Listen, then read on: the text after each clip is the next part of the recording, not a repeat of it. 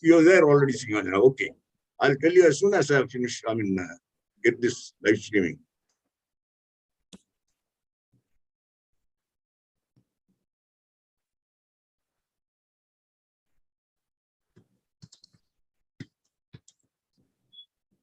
Right, you're on. You're on. Singhajana, go ahead. Good evening, ladies and gentlemen. A warm welcome to this evening's Colors of Glory virtual meet. I am GS Simhanjana, one of the coordinators of this event. This is one in a series of fortnightly virtual meets we have been hosting ever since the pandemic set in a year before last. While the regular attendees of our events do not need to be told what our organization is about, kindly bear with me through a brief introduction for the sake of the new attendees whom we are delighted to welcome. Traditionally, our country never lacked organizations celebrating our heritage in almost every sphere of human activity, be it art, literature, or politics. However, for whatever reasons, the Indian Armed Forces do not really enjoy this privilege. It is this grave anomaly that our founders set out to rectify by raising Colors of Glory Foundation, the first of its kind in India 5 years ago.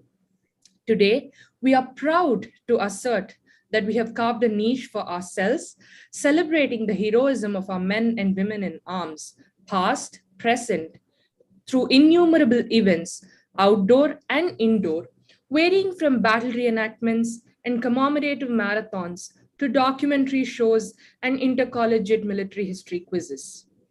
Our website features over 120 popular blogs. We have a pan-Indian membership base of both armed forces, veterans, and civilian gentry, and some overseas members as well. We are confident of scaling loftier heights once we see the last of COVID-19. Meanwhile, we invite all of you who are not yet members of our organization to join us in our unique mission. Please visit our website to know how to join. I'm delighted to give you all a glimpse of the road we have traveled so far through this brief presentation.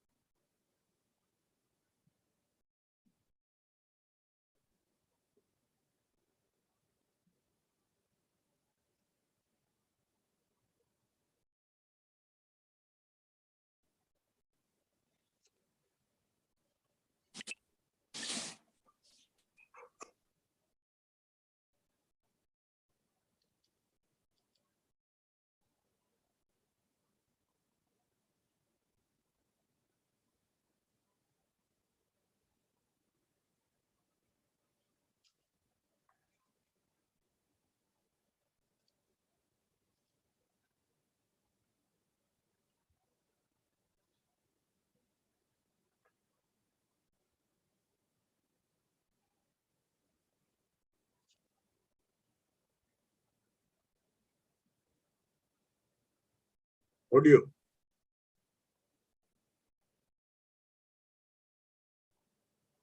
Audio, Singhajana. Your audio isn't working.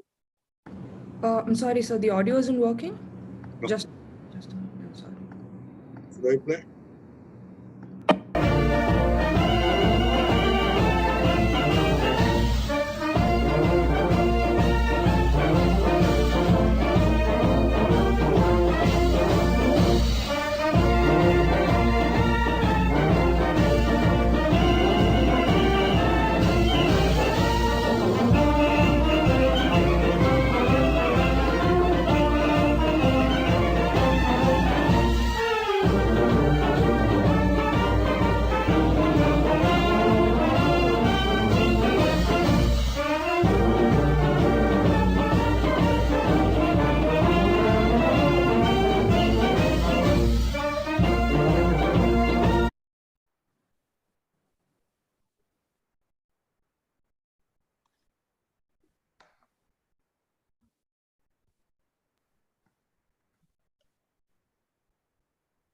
Thank you. I now invite Captain D.P. Ramachandran, sir, to introduce our guest for today. Sir, please. Good evening, ladies and gentlemen. I'm honored and delighted to introduce our distinguished speaker of the day, Lieutenant General Syed Atta Hasnain. I'm sure most of you have already know him through those brilliant articles he writes for national dailies, as well as the telephone appearances he makes. Nevertheless, please permit me to make the formal introduction. Through most of his illustrious career spanning 40 years, General Hasnain served in turbulent environment and hotspots.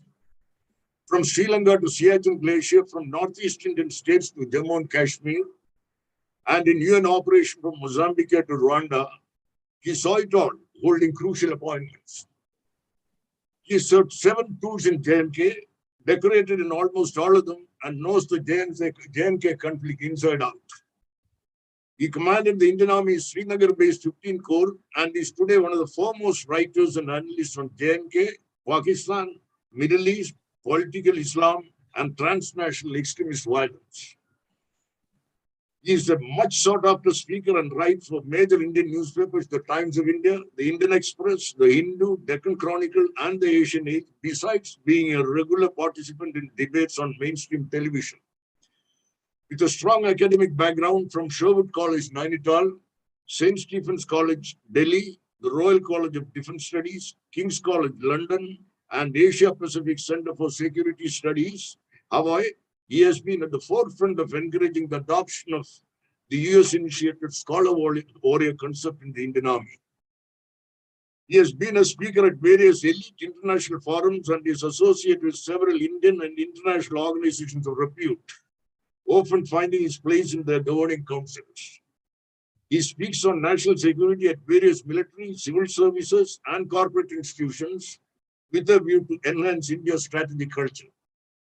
The general was appointed the Chancellor of the Central University of Kashmir by the President of India in July 2018. In 2020, he was appointed as member of the National Disaster Management Authority, NDMA, of India. General Hasnain has 6 decorations awarded by the President of India: PVSM, UISM, AVSM, SM, BSM, and BAR, and another 2 by the Army Chief. He superannuated from the Indian Army in July 2013. Now, I invite the General to address our meeting. Thank you very much, sir. Thank you. I'm honored, absolutely. Before I share my screen, let me spend 30 seconds to say how delighted I am to be with this very, very august audience, which seems to be increasing by the second at the moment. I'm sure by the time we end up, we will probably have 70, 80 people listening in. But I can see veterans from all hues, and my compliments, my honors to you, sir. Salute all of you for your service to the nation.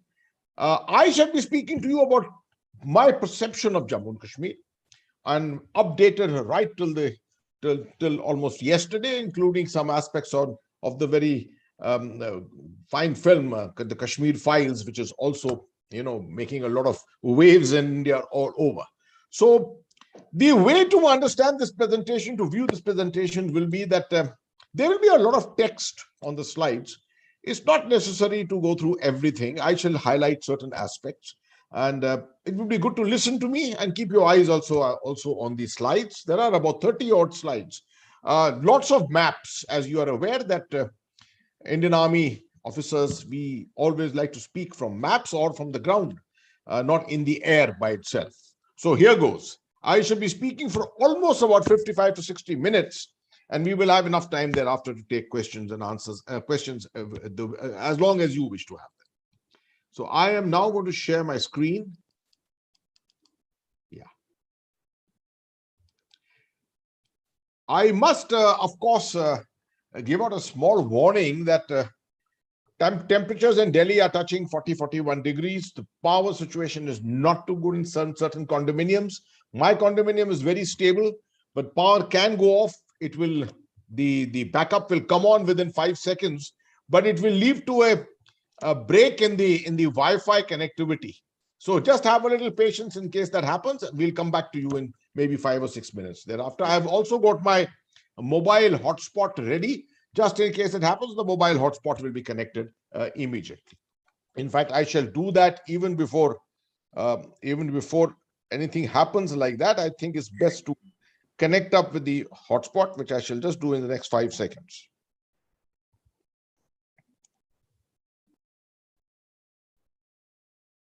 Yeah, my mobile hotspot is ready. So I am also now ready to take off. Very interestingly, I sent my presentation earlier to Colors of Glory organization. And the right observation of Mr. Ramakrishnan was very absolutely right to say that there seems to be something odd about the presentation. There seem to be 3 title slides. I said, yes, absolutely. There are 3 title slides. The idea behind the 3 title slides is that, yeah, you can see the second one. You just saw the first one. You saw the first one, which shows you everything in the uniform. You see scenes from the line of control. You will see something from downtown Srinagar, and then you come to the social side of it, on tourism, on the tulip garden, and then you also come into the economic side, which is bustling markets, Eid celebrations going on. So what I want to convey through my title slides to you is that don't look at Kashmir from a unidimensional angle.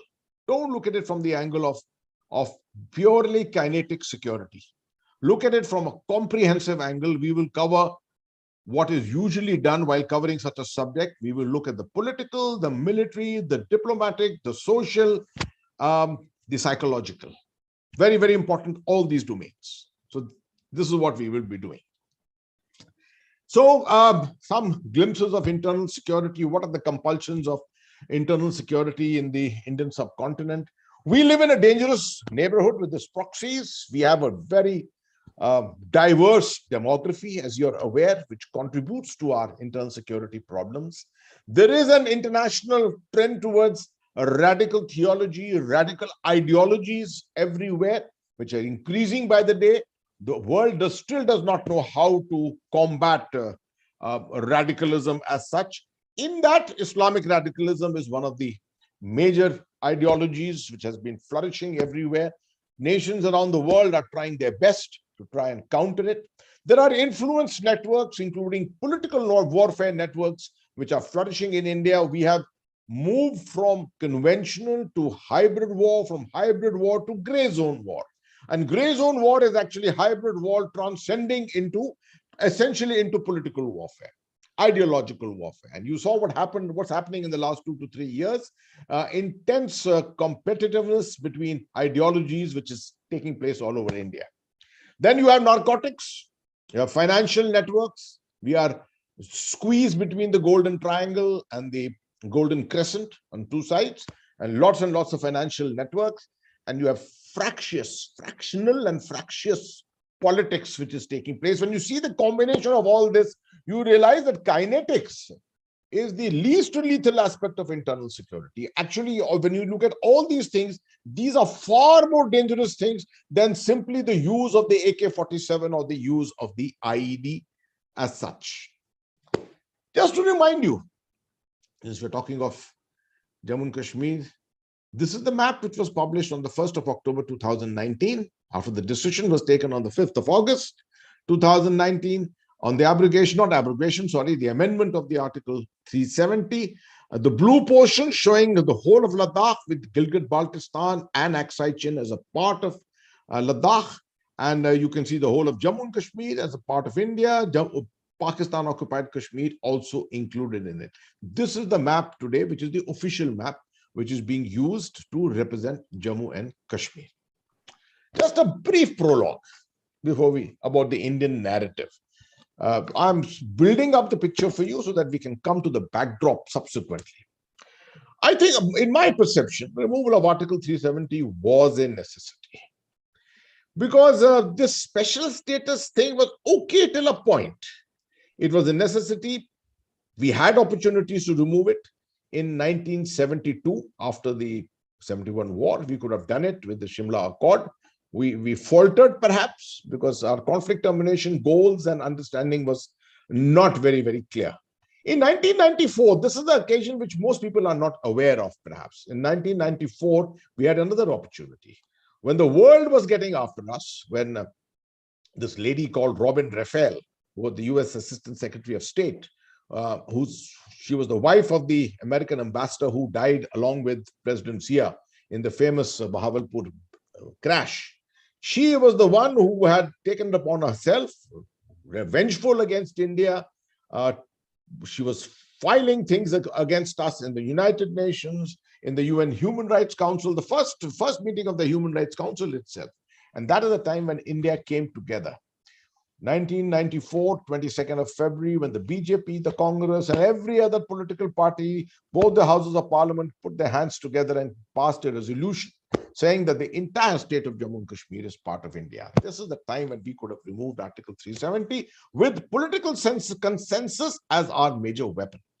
When we did it in August of 2019, the decision was very fine, but we didn't have political consensus to back it. The separatist vision and identity were being enabled by this exclusivity. And it was becoming a part of the gray zone. We were not knowing how exactly to deal with separatism. Well, using the gun culture against the terrorists was fine, but the separatist himself, who was overboard, who was really overground as such, it was becoming extremely difficult to deal with him.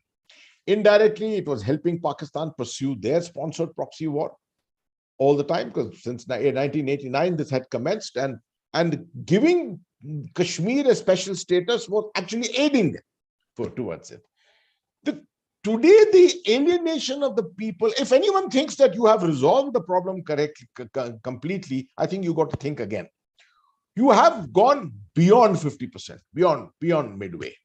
But the people's alienation still continues to remain there. It's reduced to a great extent, but continues to remain. Serious attempts are going on in terms of the governance deficit. Progressive psychological outreach and social engineering is taking place. Is there enough of it? That's the question that we need to answer. Is there is there a cultural understanding of the Kashmiri psyche? Are we doing enough to be able to mainstream Jammu and Kashmir? Is Jammu and Kashmir looking at each other with a compatible eye? Because these are the obstacles towards our integration and mainstreaming of Jammu and Kashmir. There is no permanence in this situation. Pakistan's calibration capability is very much alive, but it is restricted to a great extent, not fully neutralized. At the moment, it is quiet completely with what is happening in Pakistan. The ceasefire is held for the better part of the last 1 year after 25th of February last year. And General Bajwa is making the right noises, also it seems. Which way this pans out into the summer? We are in April at the moment. 9th of April is too early in a year to start speaking about what the events can be in the rest of the year. Sometime around later part of May, early June, when the infiltration starts, we know what Pakistan is meaning to do in that particular year. So we have to wait ourselves out for that. But the most important thing is this adage, which I want you to remember. Remember this: the absence of violence is not normalcy. This is a very unfortunate thing in India with our reasonably weak strategic culture. The understanding in India seems to be compare the statistics of today to the statistics of 2010 to the statistics of 1990 and say, see how violence is reduced. 90% it has reduced. And therefore, the issue, it's normalcy in Kashmir.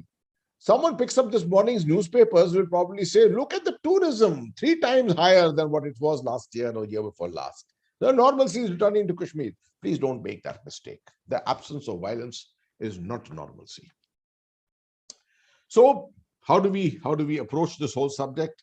I'm going to give you a brief analysis of these 3 things. Broad strategic picture, Pakistan's game plan, and India's counter strategy.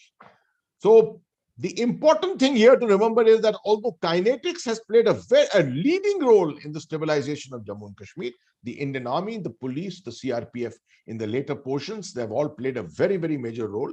But my intent is to speak the least on the kinetics. We all know the role of the army. The army has done a wonderful job.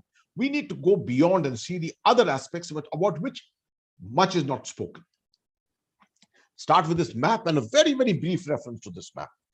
What is important here? When you see Jammu and Kashmir, number one, first of all, the boundaries of Jammu and Kashmir are shown correctly here. Lots of people make this mistake of internationally going and pulling out a map from Google and projecting it, you'll find the boundaries all wrongly represented. That's number one, the first lesson which I just wanted to convey. The second thing, this territory is the closest to the area of what is called the New Great Game. This is the area of the New Great Game. Central Asia, stepping into Xinjiang in China, Western China, stepping into Pakistan, Afghanistan, Iran. This whole region is called the region of the New Great Game. This is all about, it's all about energy, it's all about infrastructure, it's about routes, east, west, north, south, routes for trade, routes for movement. It's all about corridors, pipelines, lots and lots of things. And it's the last very, very important thing which is happening as a part of the New Great Game is ideology. This is the area which the Russians are most concerned about. They fear that political Islam, radical Islam could step into the area of Central Asia. And if this happens along with the Western border, along with their Western borders of what's happening in Ukraine, with Turkey, etc., Russia is going to be really pressurized. And that is one of the major reasons why Russia considers India as such an important bulwark. All this aspect which is happening on the Indo-Russian relationship is based on this New Great Game. Just remember that. Okay, so Jammu and Kashmir is the northernmost territory jutting into the area of the New Great Game. This is where India's importance comes in as far as the New Great Game is concerned. This is the area through which China would love to have its its old Silk routes being restored. The routes which are being restored through Gilgit-Baltistan are very, very infirm routes. The very famous China-Pakistan Economic Corridor, or the various other routes that they are looking at. It is the area of Jammu and Kashmir through Ladakh, through portions of Kashmir, that these routes can be the best routes, which means China can actually access the Indian Ocean through Jammu and Kashmir, Pakistan here. So if J&K is a part of Pakistan, automatically you will find a broader swath of territory which is connecting Pakistan with China. And this is the area through which these routes will get constructed. That's the important strategic importance of Jammu and Kashmir as far as China is concerned, and as far as Pakistan particularly is concerned. Of course, for Pakistan, it's very important that this is the area of the sources of water for Pakistan. Three of the major rivers which are supposed to be part of the Indus Treaty, they flow in here. The sources of those waters lie here. Just remember, Pakistan itself is a very important, geostrategically very important nation. For United States, for Russia, for China, for everyone, it is one of the very, very important nations because of the access it gives to China, to Russia, to the warm waters of the Indian Ocean, and to the access that it gives to the United States from the warm waters into Afghanistan and into Central Asia. The war in Afghanistan could not have been fought without Pakistan's help, because this war could not have been fought through the Central Asian republics by establishing airheads out there. But I am now digressing. The important thing for China is that these routes along the maritime areas, the maritime zone, these routes are very vulnerable. Vulnerable particularly to the joint navies of India, the United States, UK, France, Australia, Japan, well, the Quad countries plus many other countries. So overland routes are the alternative. And this is something that China actually wishes all the time. And one of the major reasons why you are all the time having problems on the northern borders on the Himalayan front is that the Chinese want you to remain focused there so that you do not look at the maritime aspects of your national security. I will stop on this portion here and go to a very important slide where I will just outline to you, this is the map of Jammu and Kashmir. Many of people who have military backgrounds, of course, would recall everything, but some who may not, I will want to explain to you certain things. Now, I showed you the full map, blue and gold. This is the map divided up into the realist situation today. What India controls today is only this portion, which you're seeing my cursor here, this portion. It is 45% of the territory of Jammu and Kashmir. Although we say that the entire Jammu and Kashmir belongs to India. Let me explain you the regions. You have the Kashmir Valley here, you have Jammu here, you have Ladakh here, right? Then you have Pakistan-occupied Kashmir here, and you have Gilgit-Baltistan, which is 34% of the area with only 1.5 million population. generically, you can call Gilgit-Baltistan and Pakistan-occupied Kashmir as one.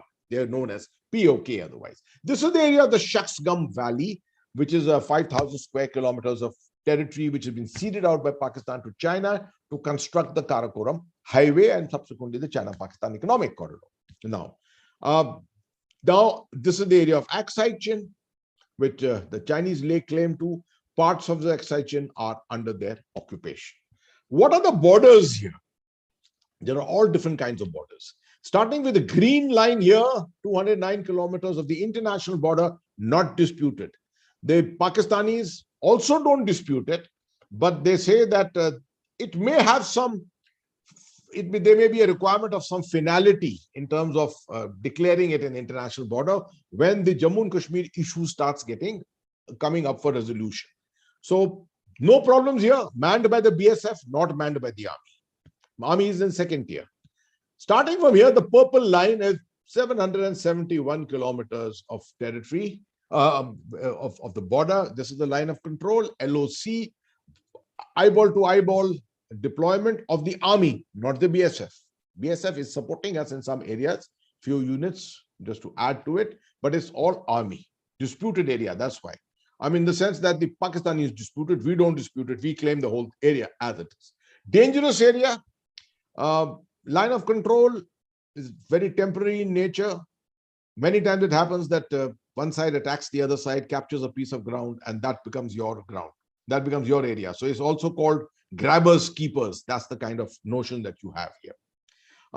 This green line here, very interestingly, is called the AGPL, or the actual ground position line. This is the area of Siachen, the area which we went and captured on 13th of April 1984 and established this line along the Saltoro Ridge, right? And finally, you have the red lines here, which are vague, which are not demarcated, not delineated, unlike the LOC, it is not delineated. This is the line of actual control where China has a certain perception which they never clarify to us, and we have a certain perception we always clarify to them, right? And this is the area of contention where since 2020 the two armies have been in a standoff with about 50,000 troops each. Since there are different perceptions of the line of actual control, you find in walk-in operations taking place from time to time, and therefore clashes occur very, very frequently in this area. So there's a broad understanding of this. Now you just see, this is what it is, just to get an idea. These are the various divisions of Jammu and Kashmir, and when you look at it in a generic way, this is what it is. This is the projected map, the manner in which the government of India would wish the world to see Jammu and Kashmir. Okay. Just for interest, someone who's not visited the valley, a few pointers. This is a very famous photograph by a man called Sarabjit Singh, Chandigarh-based photographer, artist. He has painted these, ranges, the Himalayan ranges, and the best way, our understanding of these ranges, I got my best understanding by just looking at these paintings. Right from Karakoram till the Shivalik range, you'll find lines and lines of ranges. Someone who has not had a detailed look at this, which means starting from Karakoram to the Ladakh range, to the Pangong range, the Ladakh range, coming down to the Zanskar range, the Great Himalayan range, the Shamshabari, the Pir Panjal, the Shivalik range. I mean, there are ranges and ranges in Jammu and Kashmir, right? And the layout of these ranges is very important from a military point of view. But I'm going to only explain to you what the valley is. This is Kashmir Valley. This is Kashmir Valley, formed by the Pir Panjal range, the Kishtwar range, the Shamshabari, which is the crown, and a very small portion of the Great Himalayan range. And you can see the purple line here again is the line of control, which is marked here. Right? Interestingly, this is the area where you see my cursor. This is the area of Haji Pir, which was captured in 1965, but given back for various reasons, because we also lost a lot of territory in Akhnur, and it was a quid pro quo that we had to return this territory to get back that territory in Akhnur, right?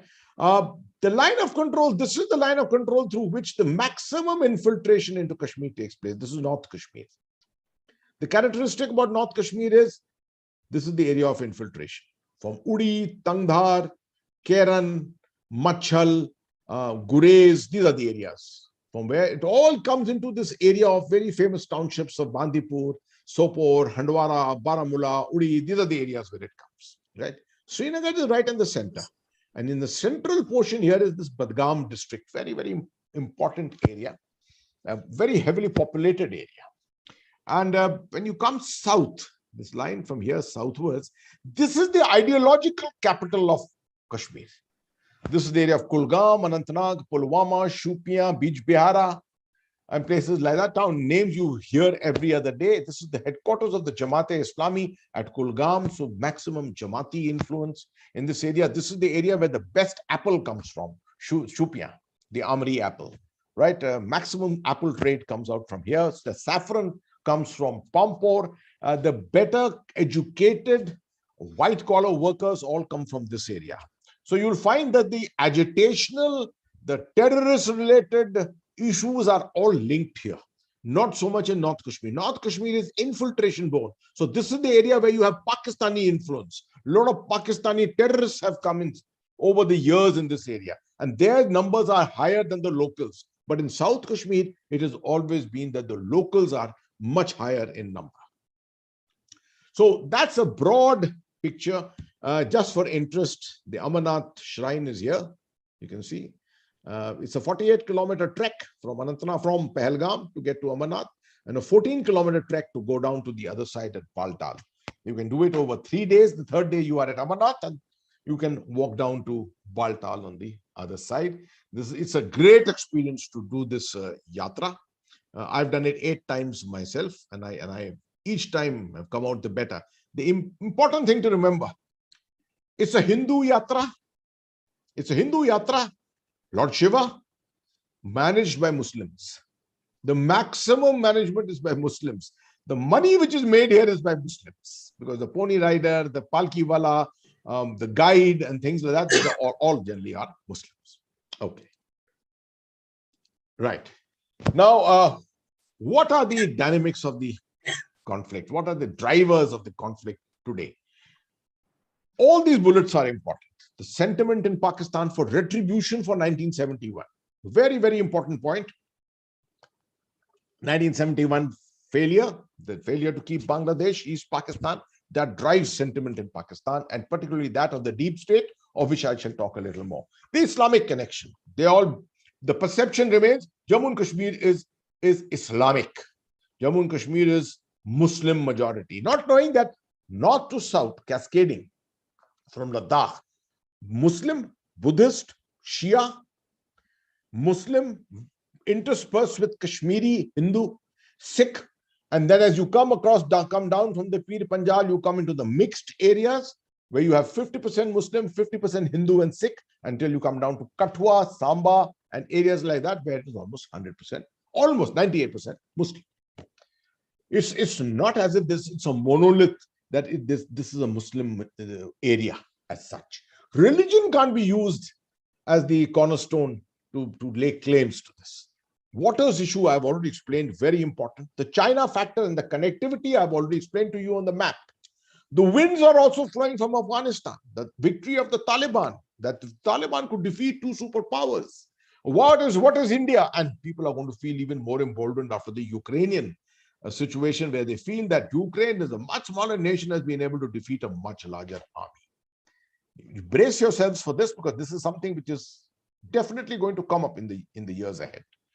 Pakistan's deep state and its intent, feathering its own nest, the necessity to keep the Kashmir conflict alive at all times is important for the deep state. The amount of self-aggrandizement which takes place based on the name of Kashmir. And lastly, the rising strategic confidence of India. Very, very important. In the last 7 years, the way India has strategically risen. From 2016 in particular, after the surgical strikes, after Doklam, Operation All Out in 2018, post-Pulwama, the Barakot strike, and the decisions of the 5th of August, leading to the abrogation, or rather the amendment of Article 370. All this has led to an increase in India's stature, ability to think through strategically to some extent. One of the major reasons why the Chinese chose to target India at the height of the pandemic in April 2020. I continue to maintain that stance always.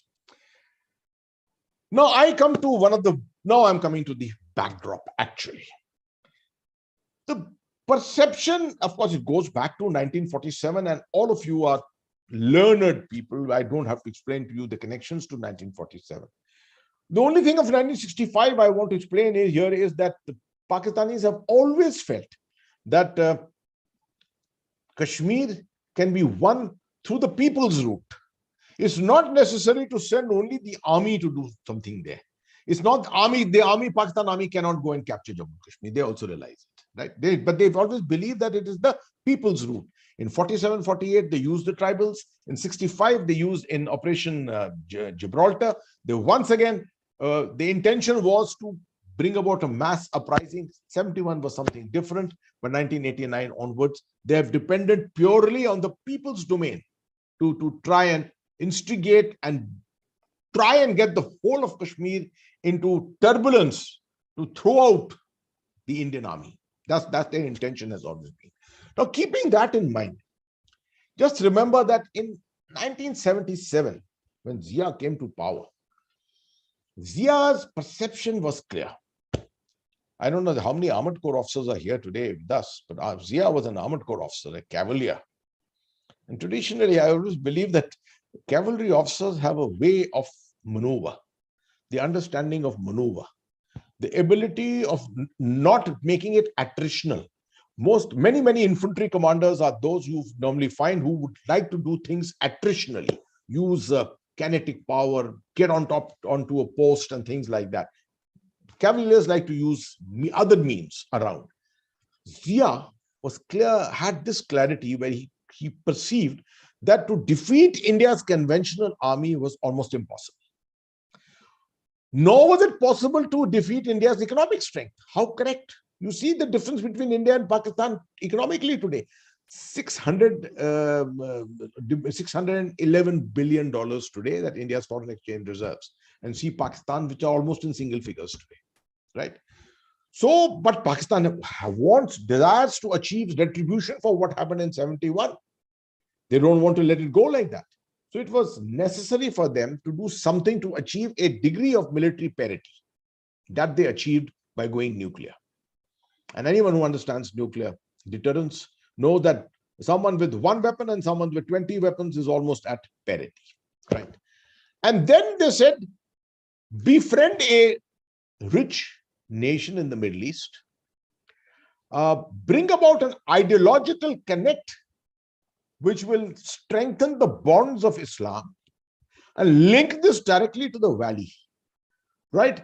Don't allow India's secular culture to continue to rule the roost in the valley, in Kashmir, because that keeps the Kashmiri people away from Pakistan and keeps them closer to India. Therefore, change the ideological content of Jammu and Kashmir, at least the valley portion, definitely.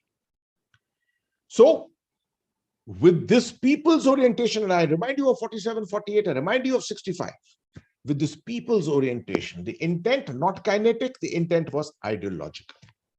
Launch a war by 1,000 cuts.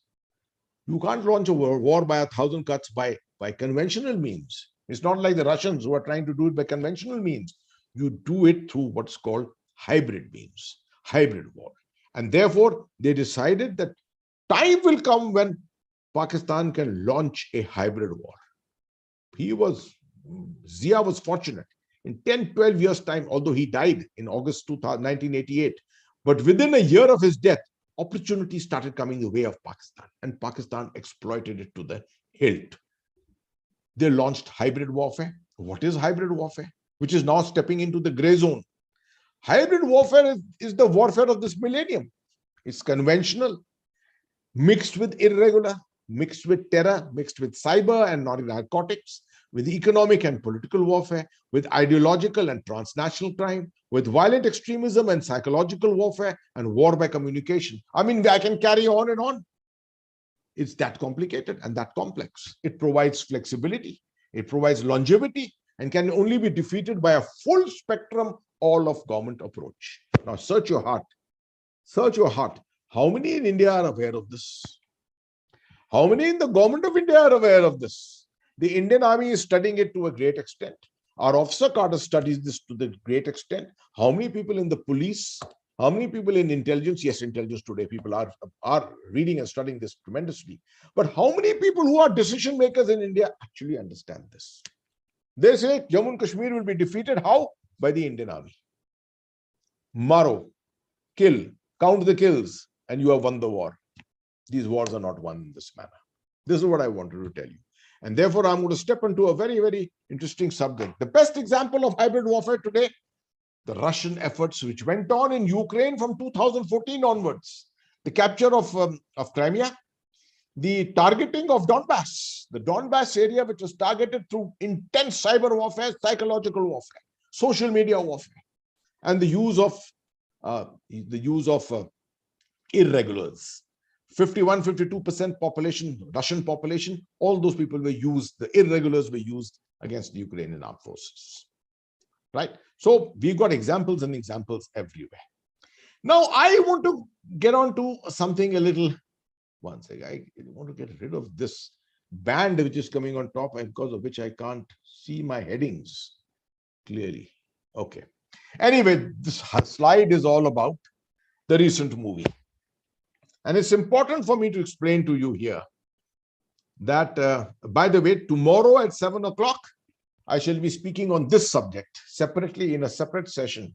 I shall send the link to Captain Ramachandran, anyone who's interested in it, because this is a deeply sensitive subject, which people in India, most people in India do not understand.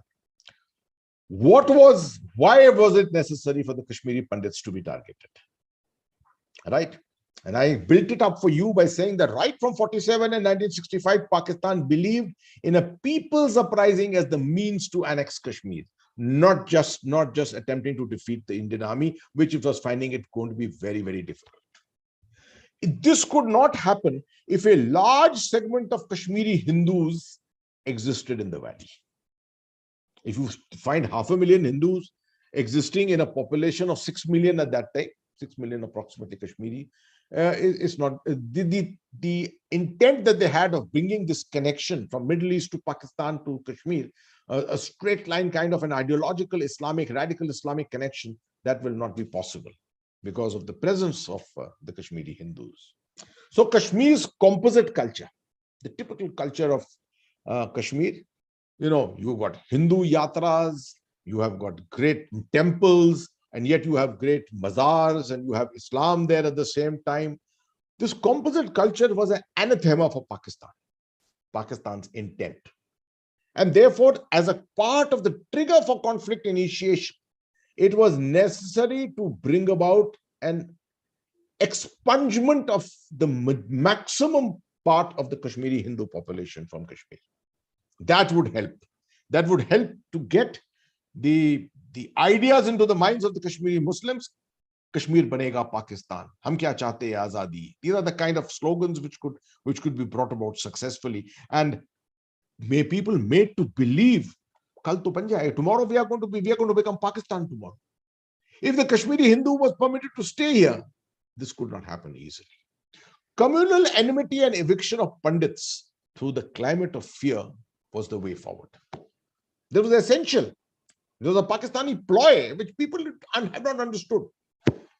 The subject, and of course, genocide was the answer because it had to be done quickly. You couldn't wait over a period of time. You had to do it quickly. Undertake a mass kind of a targeting, and in fear, the people would just run away from Kashmir, and Kashmir would become Muslim majority to the limits completely. To understand why this could happen, such a thing could happen in India 42 years after independence, you must listen to my plausible explanation. The unfortunate thing is that in India, people don't understand this, and the leadership doesn't understand it. Even elements of the military leadership never understood it. In all the relevant domains, the political, the military, the diplomatic, the social, and economic, India was at its weakest. I may not have time at this time to explain to you what I'm saying here, but if you just care to type my name on Google, on YouTube, and write down Kashmiri Samaj, Lieutenant General Ata Hasman, Kashmiri Samaj, you will come across a 11-minute clip of mine, which will explain you this complete. What is the meaning of why were we so weak? Okay, let me give you one or two explanations. Politically, we were weak because simply the 440-seat majority which Rajiv Gandhi enjoyed in 1984-85 had come down to a situation in 1989 where we had coalition governments falling by the day. If you look at the social part of it, we had the longest running social campaign in India, the Mandal agitation, which was going on for the better part of almost 2 years. VP Singh was promoting Mandalism at that time. Economically, we were down to our last $1 billion of our foreign exchange reserves. Militarily, now a lot of people from the military here, try and put your mind back. Where were you? 100,000 troops were sitting in Sri Lanka. I was sitting in Jaffna at that time, on the 19th of January. And on the borders of Punjab and the borders of Rajasthan, one of the biggest Pakistani exercises, Zarb-e-Momin, was running. It was an answer to India's brass tacks. Your troops were committed everywhere. Kashmir had headquarters 19 Div, my division, the division I commanded, 19 Div at Baramulla, 15 Corps headquarters at Srinagar, 79 Brigade and 68 Brigade. This is the limit of what Kashmir had. Right? And more than that, no one in India, in India's political and military leadership, had any idea how to handle the threat Pakistan was bringing to bear on us. This kind of a thing had never been seen by us. We were simple soldiers. We fought with our rifles and we did. We filled our magazines with ammunition and fired. This situation deserved something else. It needed to be handled differently. The transition time was ensured that the pundits were forgotten. Because what happened was from 89 onwards, the militancy came into such a big way. India was caught into the throes of counter-militancy, counter-terrorism. Kargil came, foreign terrorists came, and all kinds of things, agitation, stone throwing, this, that. The Kashmiri Pandit was forgotten. I'm one of the rare people who continued working with the Kashmiri Pandits a lot, even after my retirement. And one of my pieces of advice I gave the Kashmiri Pandits was, it will take time. It will take time. But in this time, don't allow your culture to be forgotten. Don't allow the roots of your culture from Kashmir to be eroded. It's important to go back and do all your yatras, all your yagnas, go to the mandirs, do all your pujas. Otherwise you'll be forgotten. And the Kashmiri Samaj was very sensible. They did follow my advice and I helped them a lot. The army helped them a lot. Gangabal Yatra, Kong Watan Yatra, these are unheard of things. No one talks about it. All this was done and is still going on even today. So I thought I must just explain this particular issue to you because this has become a very, very live issue at the moment and something that you may like to question me about. My only suggestion for the film, for the filmmakers, very good thing you have brought back history. You have given a reminder to the nation of what happened, etc. I wish in your maturity, the filmmakers in their maturity had put in the beginning of the film just 1 or 2 sentences to say, it's a disgrace that such an event happened in India. It's a disgrace that India permitted a thing like this. Let us as Indians swear that this will never happen again.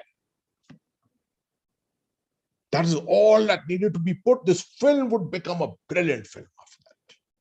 Because no one would be afraid. Today, the Muslim is afraid because he thinks that he's being targeted. He's perceiving it. Muslims don't want to go and see the film. I went and saw a special show, a wonderful special show with lots of VIPs who wanted me to come and see it and explain things to them. Okay. Now, what is the deep state? When I was speaking about the deep state is essentially a state within a state. Now, this is the state within a state which controls Pakistan. Right? It's controlling Pakistan at the moment. Also, with whatever is happening there, you're seeing the power of Qamar Bajwa. You're seeing the power of the DGISI, the previous DGISI, Faiz Hamid, or the Supreme Court, some of the retired judges of the Supreme Court, some corporate people. This is a club, an exclusive club, which runs Pakistan. Many nations have such deep states. It perceives that the resolution of Jammu and Kashmir will result in the dilution of the Pakistan military status, which means that no Kashmir problem, and you'll find the Pakistan army will suddenly become irrelevant. Therefore, perpetuation of this conflict. This conflict must continue. Salon tak chalti rahegi, paisa banega. That is how this whole notion of the deep state runs like this. At the same time, on our side, you must remember, this is not just kinetic warfare. It is not just a terrorist coming in and firing at us and counting how many soldiers they have killed, and we fighting the terrorists and counting how many terrorists we have killed. This is a war of an ecosystem. What Pakistan has managed to establish inside Jammu and Kashmir is an ecosystem, a proxy war ecosystem, which they can fight for in perpetuity.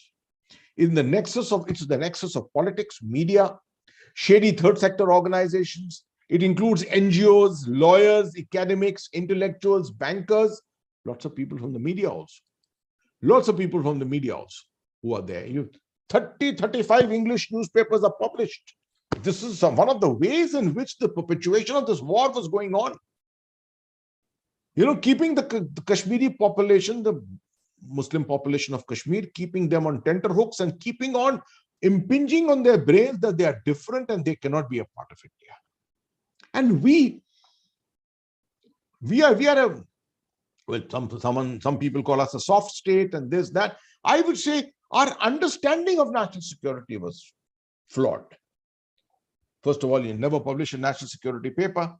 You're not even a white paper on Kashmir, and never have a broad discussion and understanding on what's happening in Kashmir. You didn't even have a cell in the central government to address the issues of Kashmir, your most important strategic problem of that time.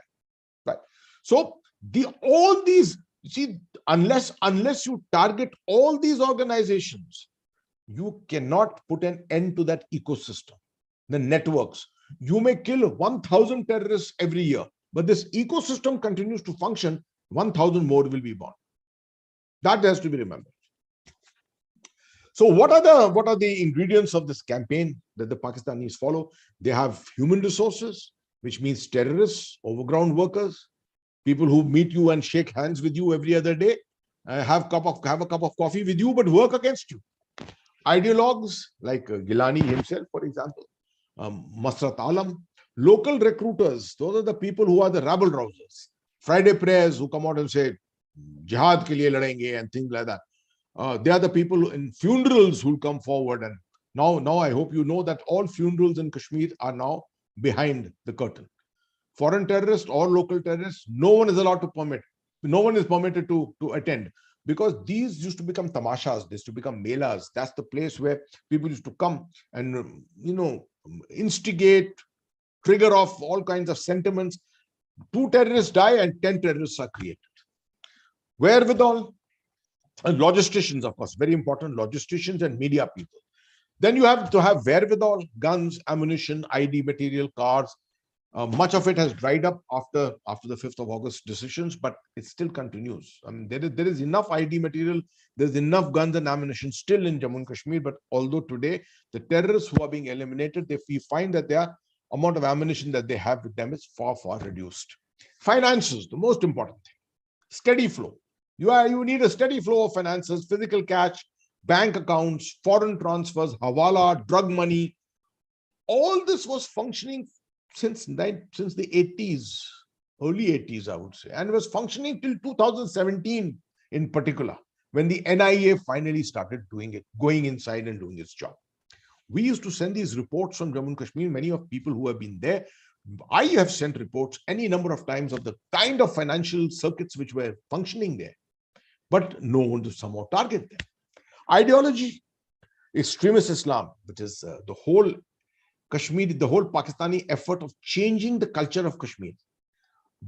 Take away anything which is tolerant, take away anything which is pluralist, and make it only Islamist. Rabble rousing, bring in Urdu media, literature, through social media, the Wahhabi strain from Saudi Arabia, convert the mosques completely from anything, any other form of Islamist ideology to the Ahle Hadith, which is the Wahhabi ideology. And of course, the most important thing was attempt to get the people of Jammu Kashmir on their side. That's the center of gravity. The center of gravity is the people of Jammu and Kashmir. What were our failures and successes in Kashmir over these years? Let's count it from 89 onwards. We have had a very high success reducing the strength of terrorists. We have killed 182 in 2021. But before this, let me also remind you, highest figure was the year 2001, when we killed 2,100 terrorists. You can compare this to 182 that we killed in 2021. I was the Colonel GS of the Victor Force at Avantipur, looking after South Kashmir. That is the year when we killed 2,100 terrorists in Kashmir. There is no dearth of personal and team valor by all the security forces, which includes the Jammu and Kashmir Police in particular, working hand in glove with us, the Special Operations Group in particular, the SOG. The last mile syndrome was never understood. This aspect that when the strength of terrorists comes down to 200, 250, 300, it is near impossible to eliminate them all. And therefore, that is the time when you would start requiring more political initiatives. It was a good thing that in 2019, this particular political initiative came, which has changed the tone and texture of the entire situation. We had a very, very poor understanding of cultural terrain, over-reliance on kinetics. You have to understand the sensitivities of the people if you wish to mainstream and integrate them. Otherwise, the terrorist, the ideologue, the recruiter, the rabble-rouser, the sponsor from Pakistan, everyone will get the better of you because these people are all linked to them. Unless you link these people to yourself and you become the major stakeholder, no one is going to listen to you. Unfortunately, we invested very little in the understanding of culture. This is something which has been a weakness on our part. Other weakness was strategic communication. Pakistan got the better of us.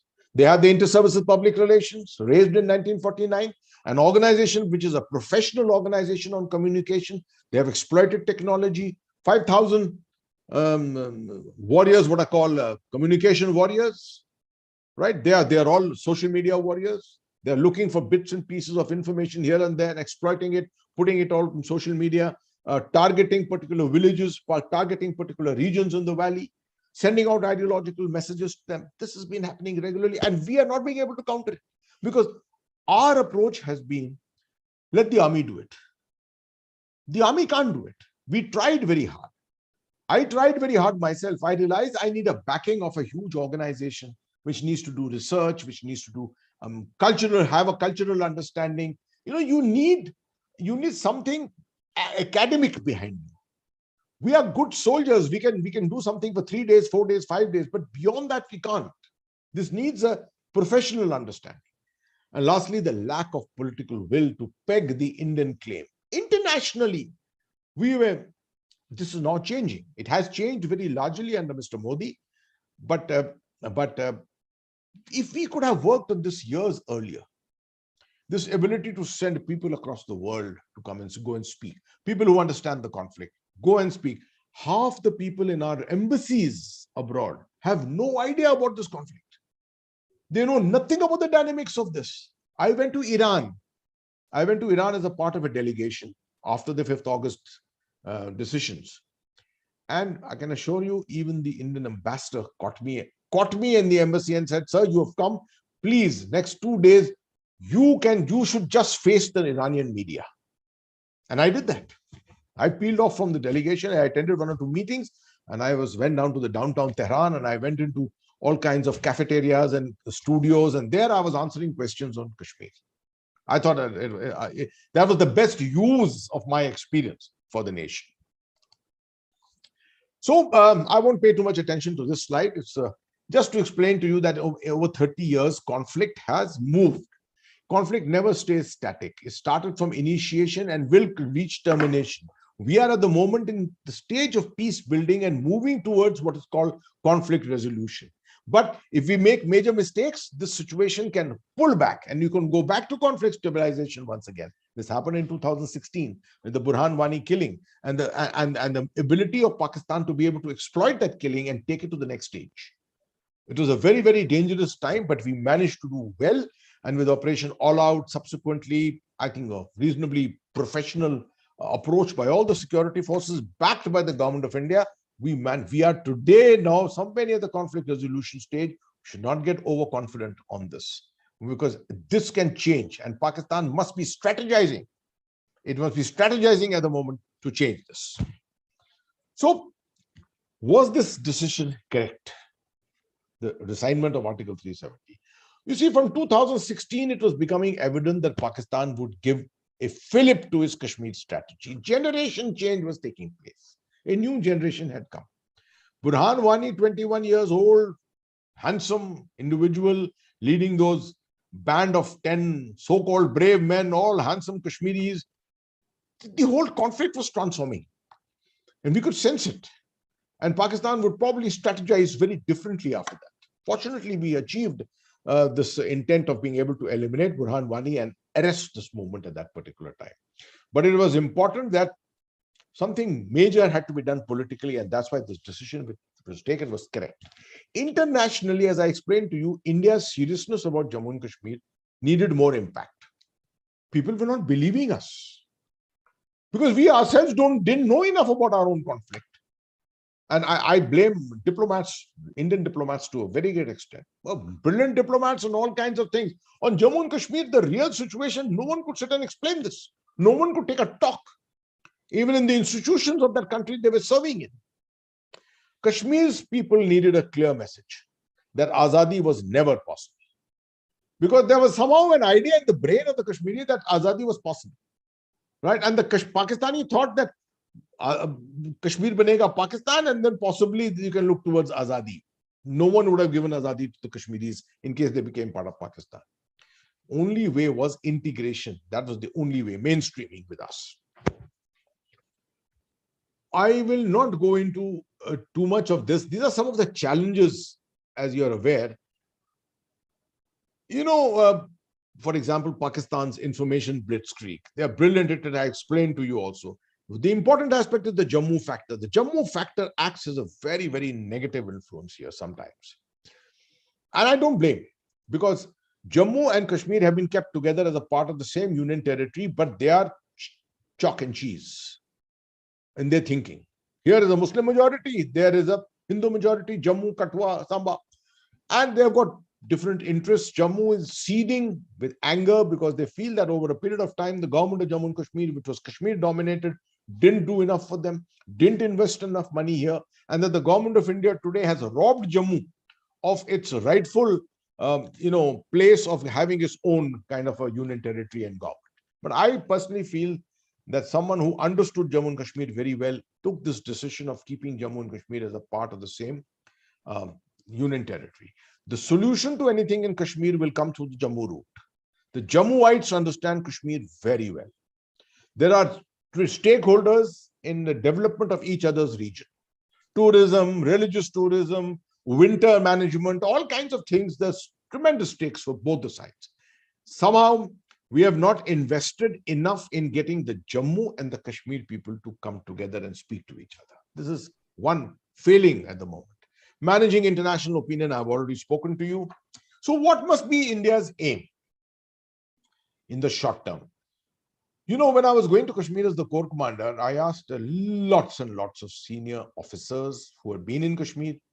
I asked a lot of politicians, political leaders, what should be my aim? And beyond recommending that I should kill maximum terrorists, no one could give me an aim. I made my own aim. This is my own aim. So I made this short-term aim to stabilize the security environment, negate the adversary propaganda, promote intra-state integration, that means Jammu and Kashmir, and enable effective governance. Promotion of peace and harmony is the bottom line, for which engagement and outreach is imperative, which means you have to go to the people, take them on board with you. No appeasement. No, don't get misled with this idea that this is appeasement. No. Don't worry, it's not even winning hearts and minds. It is an essential part of military strategy. The moment we start understanding and looking at it that way, we'll be far better off. What is the long-term aim? I set out this long-term aim for myself to mainstream the state of Jammu and Kashmir to the rest of India through the political, social, economic, and psychological domains, to urge the people to be Indian and think Indian. And I told my men, my officers, our intent is the last Kashmiri must be able to say Jai Hind with pride, which essentially meant that the current impasse of internal conflict stabilization, which I explained to you as a part of the process of conflict, the impasse of internal conflict stabilization must be taken to the rightful point of conflict resolution. And all the impediments which come in the middle to roll it back, which Pakistan makes from time to time, we should be able to overcome them. So, what does India need to do further? In all the domains, the military domain, you have to do the least at the moment. You have done well in infiltration, in the neutralization of overground worker networks. You have prevented recruitment to a great extent, reduced it. You have reduced the terror footprint. You have to just continue working on this. You are likely to get AFSPA 1990 removed in the near future. You've seen what's happened in Nagaland. It's going to happen to certain parts of Jammu and Kashmir on an experimental basis. I support it. I support it because I think it will be a very good trigger in terms of messaging to the people of Jammu and Kashmir. I was the one who never supported it in 2010 when they were attempting to remove it at that time. Socially, on the social field, outreach to the people, all of government approach is necessary for a change now. The government of India, departments around the government of India are understanding this conflict far better. Because we are speaking much more, we are writing much more. This is being analyzed a lot. There are lots and lots of ex-servicemen, former officers talking about it all over. And therefore, this outreach is so important. All of government approach, restoration of confidence in the population, and de-radicalization. This is the area which we have failed and we are continuing to fail. Political, to restore grassroots political activity. Now, this is a big challenge. Help bring Jammu and Srinagar segment closer to each other. Create a new political leadership. We are not anywhere near this. Now, these are the domains in which we have to work far harder. Otherwise, it's going to be an old world political leadership. And today, if I can assure you, today you hold an election, the national conference will be back in power.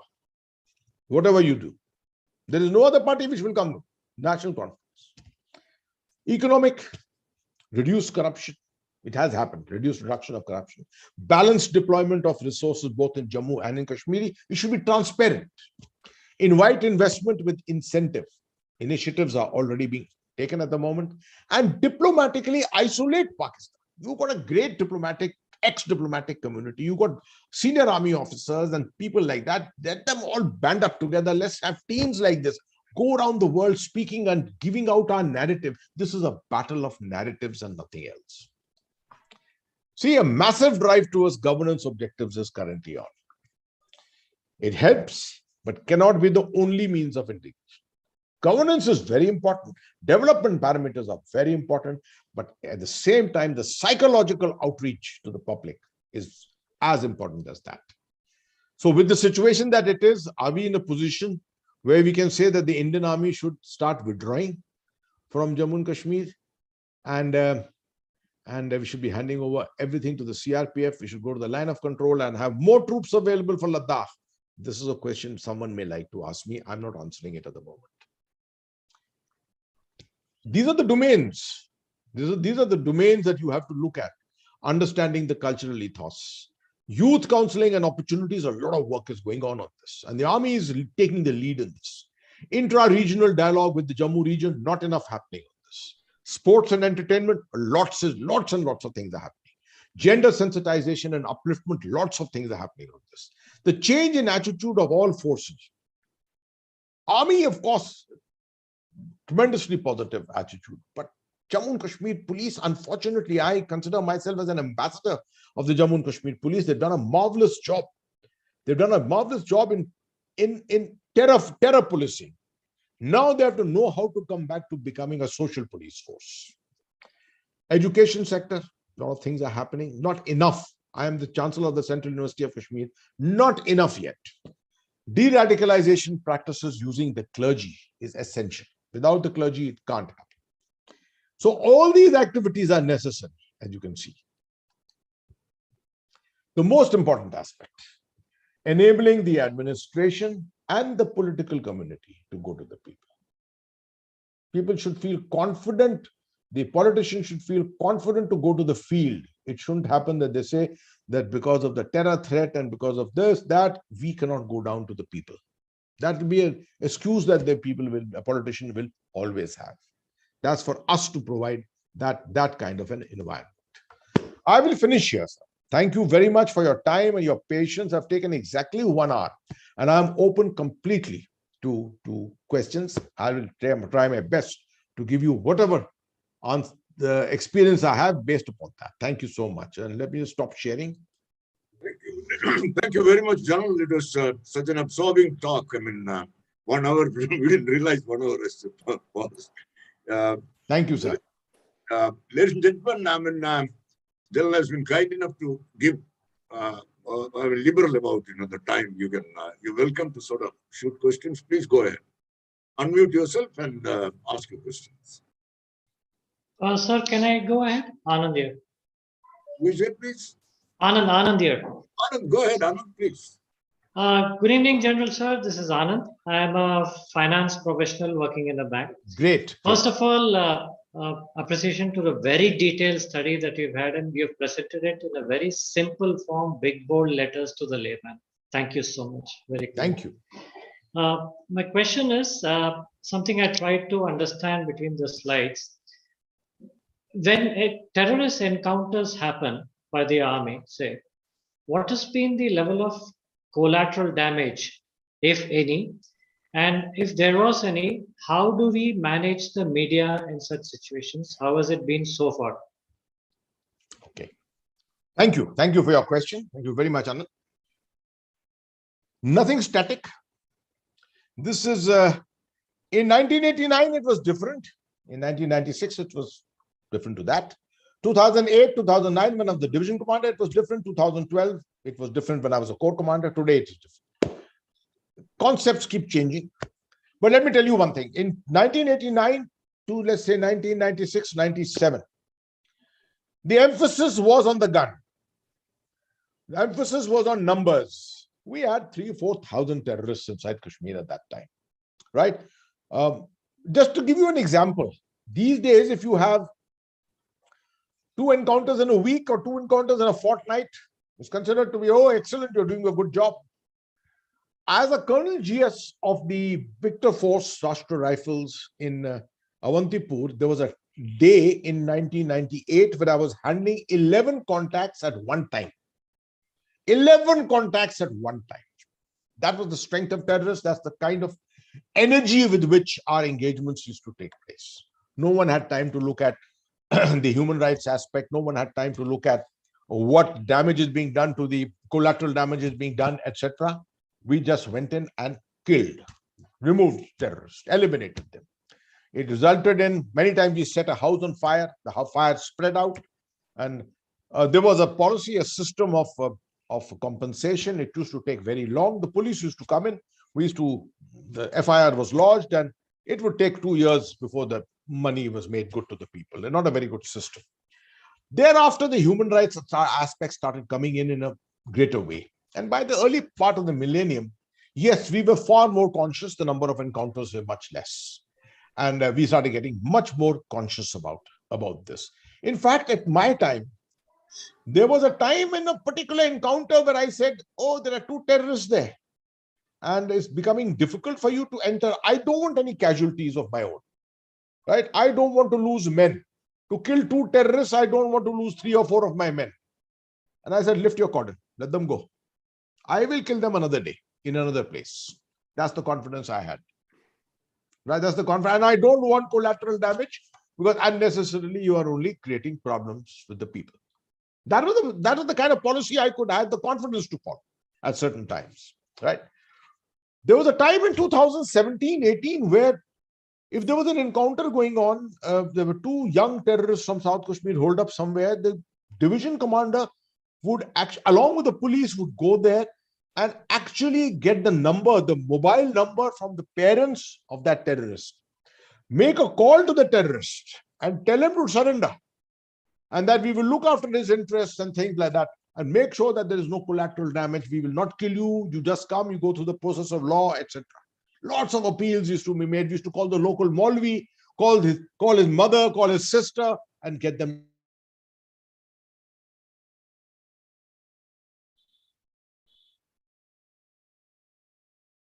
Just hold on, gentlemen. There's a glitch there. He'll come back.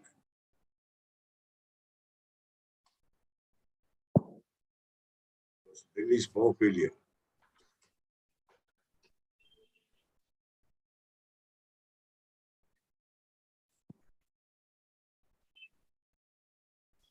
I think it's a power failure. Power failure. He's what is backup?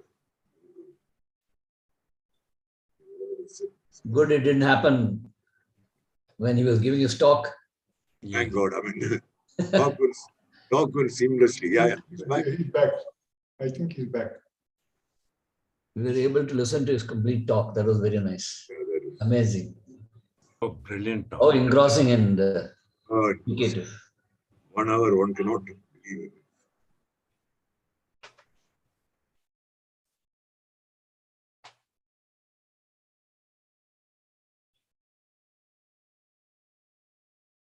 He's come. I saw, Exactly what I feared. Exactly. Yeah, what I yeah, it feared. just happened. Okay. You're back. Right. So you can hear me, and this is what Yes, happened as I told Yes, you, sir, very 3 much. minutes to get back. So this is my response to you, to tell you that there is nothing static. We are concerned. We do these kind of things. We take the social environment into place, into consideration when we conduct these operations. But if the numbers is too big, then obviously collateral is not such an important thing. You may remember that there was a big encounter in 2017 in Pampore in a massive big building. We didn't destroy that building. We continued to do, maneuver here and there and managed to kill the terrorists, and we lost 2 of our officers doing it, even in that. So the Indian Army is very balanced in this particular approach. If you find that there are 6 vicious terrorists, probably category A terrorists, all carrying a couple of lakh rupees on their head in a hold up inside a particular house, I'll be damned if I'm going to give them a second chance. I will blow that house to smithereens. It doesn't matter at all. So everything is situational. Yeah. Thank you so much, sir. Very clear. Thank you so much. So, Any may I other ask a questions? question, sir? Please, others Sir, with good evening. questions. This is Wing Commander Ravi Mani. My question evening, is, sir. how do you see Pakistan's situation going ahead? Its main sponsor, they've been always been adept at playing both sides against the middle. Their main sponsor in the past was the US. And their sponsor for the last 15, 20 years has been China. America would have a diminished appetite now for backing Pakistan. And China also is facing its problems. How do you see going forward? My view is probably it may be a better situation for India now, because these 2 countries, the US certainly, and possibly China, may now be a little less inclined to back up Pakistan, or for their own reasons. I tend to agree with you, sir. I tend to agree with you. But at the same time, I do believe that the deep state in Pakistan, its stakes are so high and its attitude so non-accommodating towards the interests of Pakistan, that you may very well find that may act very bullheaded on this whole issue and continue to calibrate this situation. Calibration in this case would mean, like what we are seeing, last 1 year, not a shot fired on the line of control since 25th of February 2021. Not a shot fired on the line of control. Very good, putting us in a position of confidence, both sides looking at each other. John Bajwa's proposals are also being looked at positively. But the moment the situation changes, okay, let's say 3 years down the line, 4 years down the line, Pakistan's economy is coming back in a better state. you will find the next generation of Pakistani leaders, military leaders, will start thinking they will become the deep state once again, right? I feel it is steeped in the blood of the Pakistani today.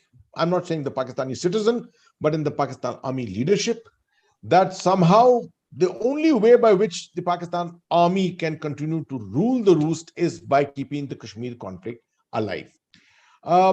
I am a part of track 2 with Pakistan. I have had many meetings with Pakistani generals, some very fine generals, and many of them perhaps thinking exactly like you and me.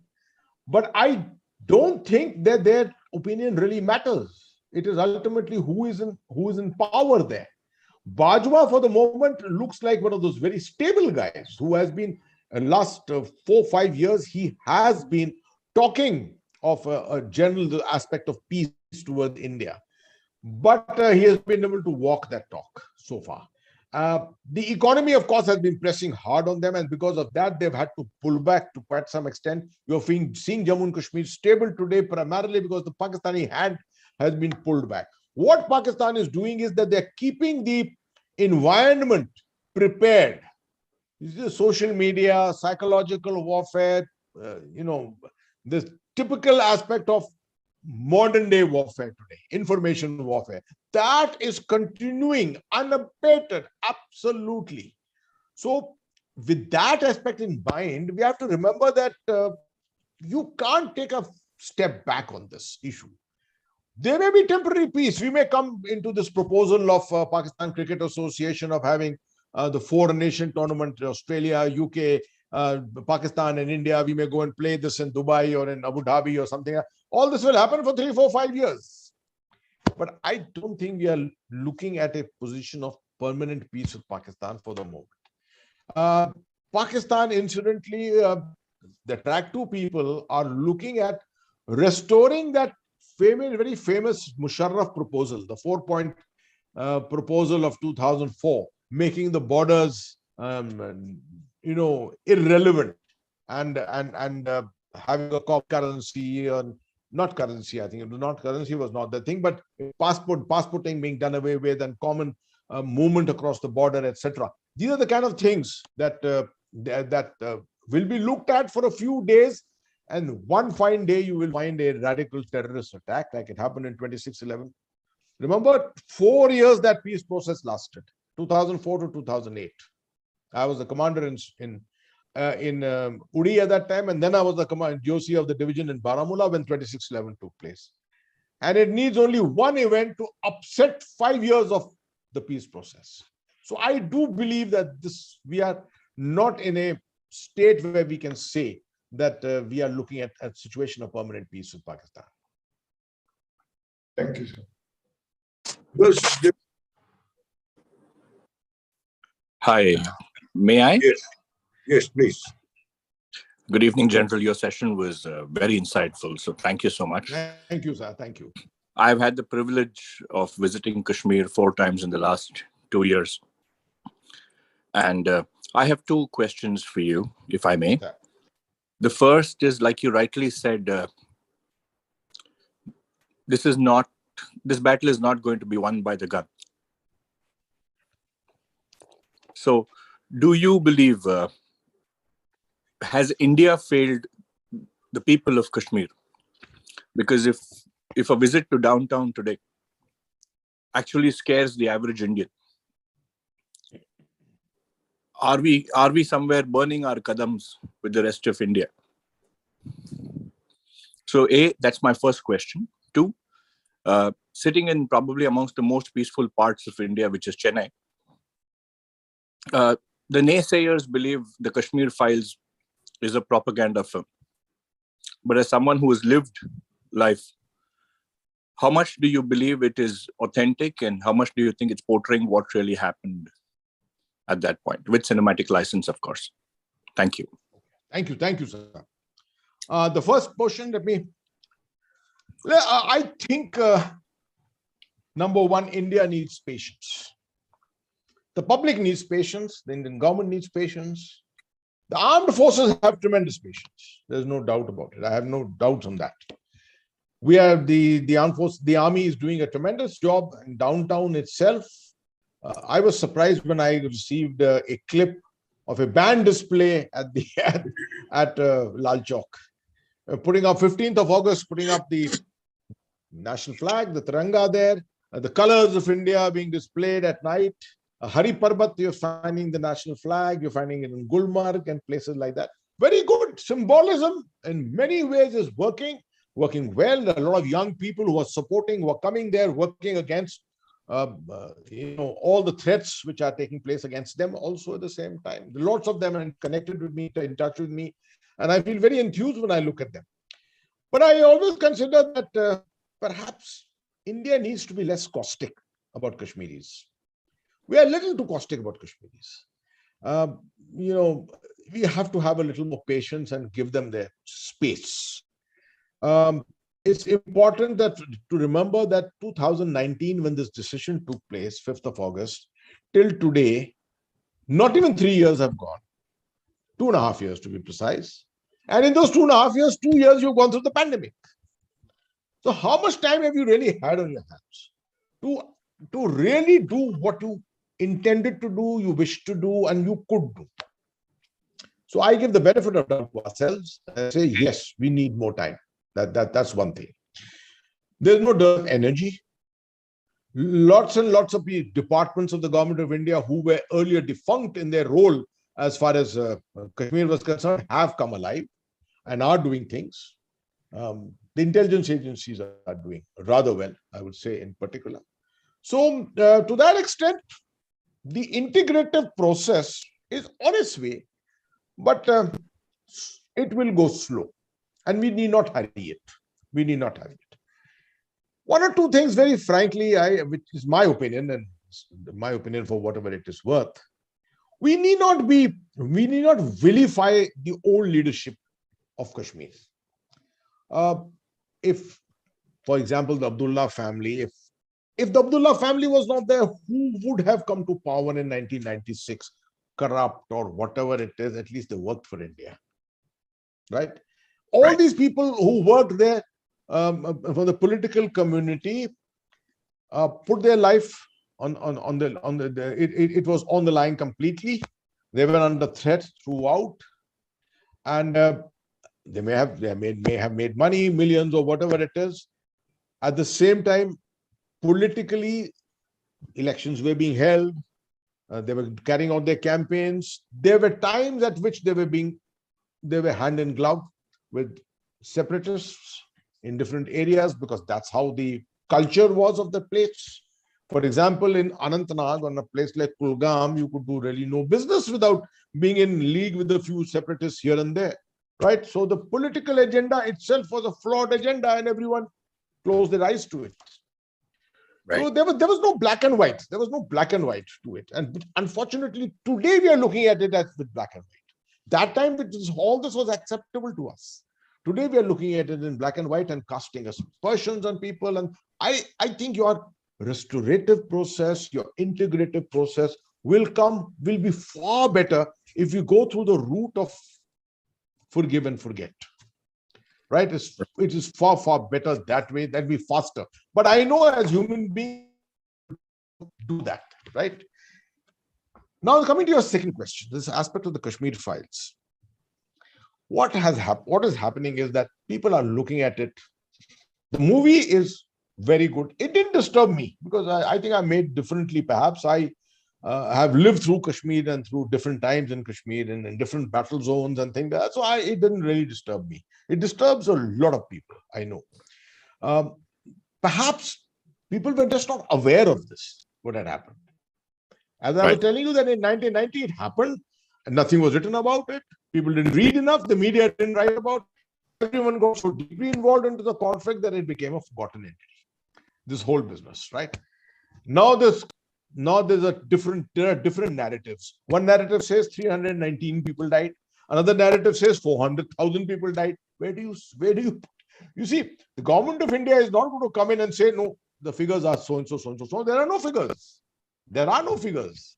So there are narratives and narratives which will continue to build up for convenience of people and more for political convenience than anything else. So while the event as such cannot be denied, it happened that way. I know it. I mean, I'm fully aware of it. I've spoken to thousands of people on it.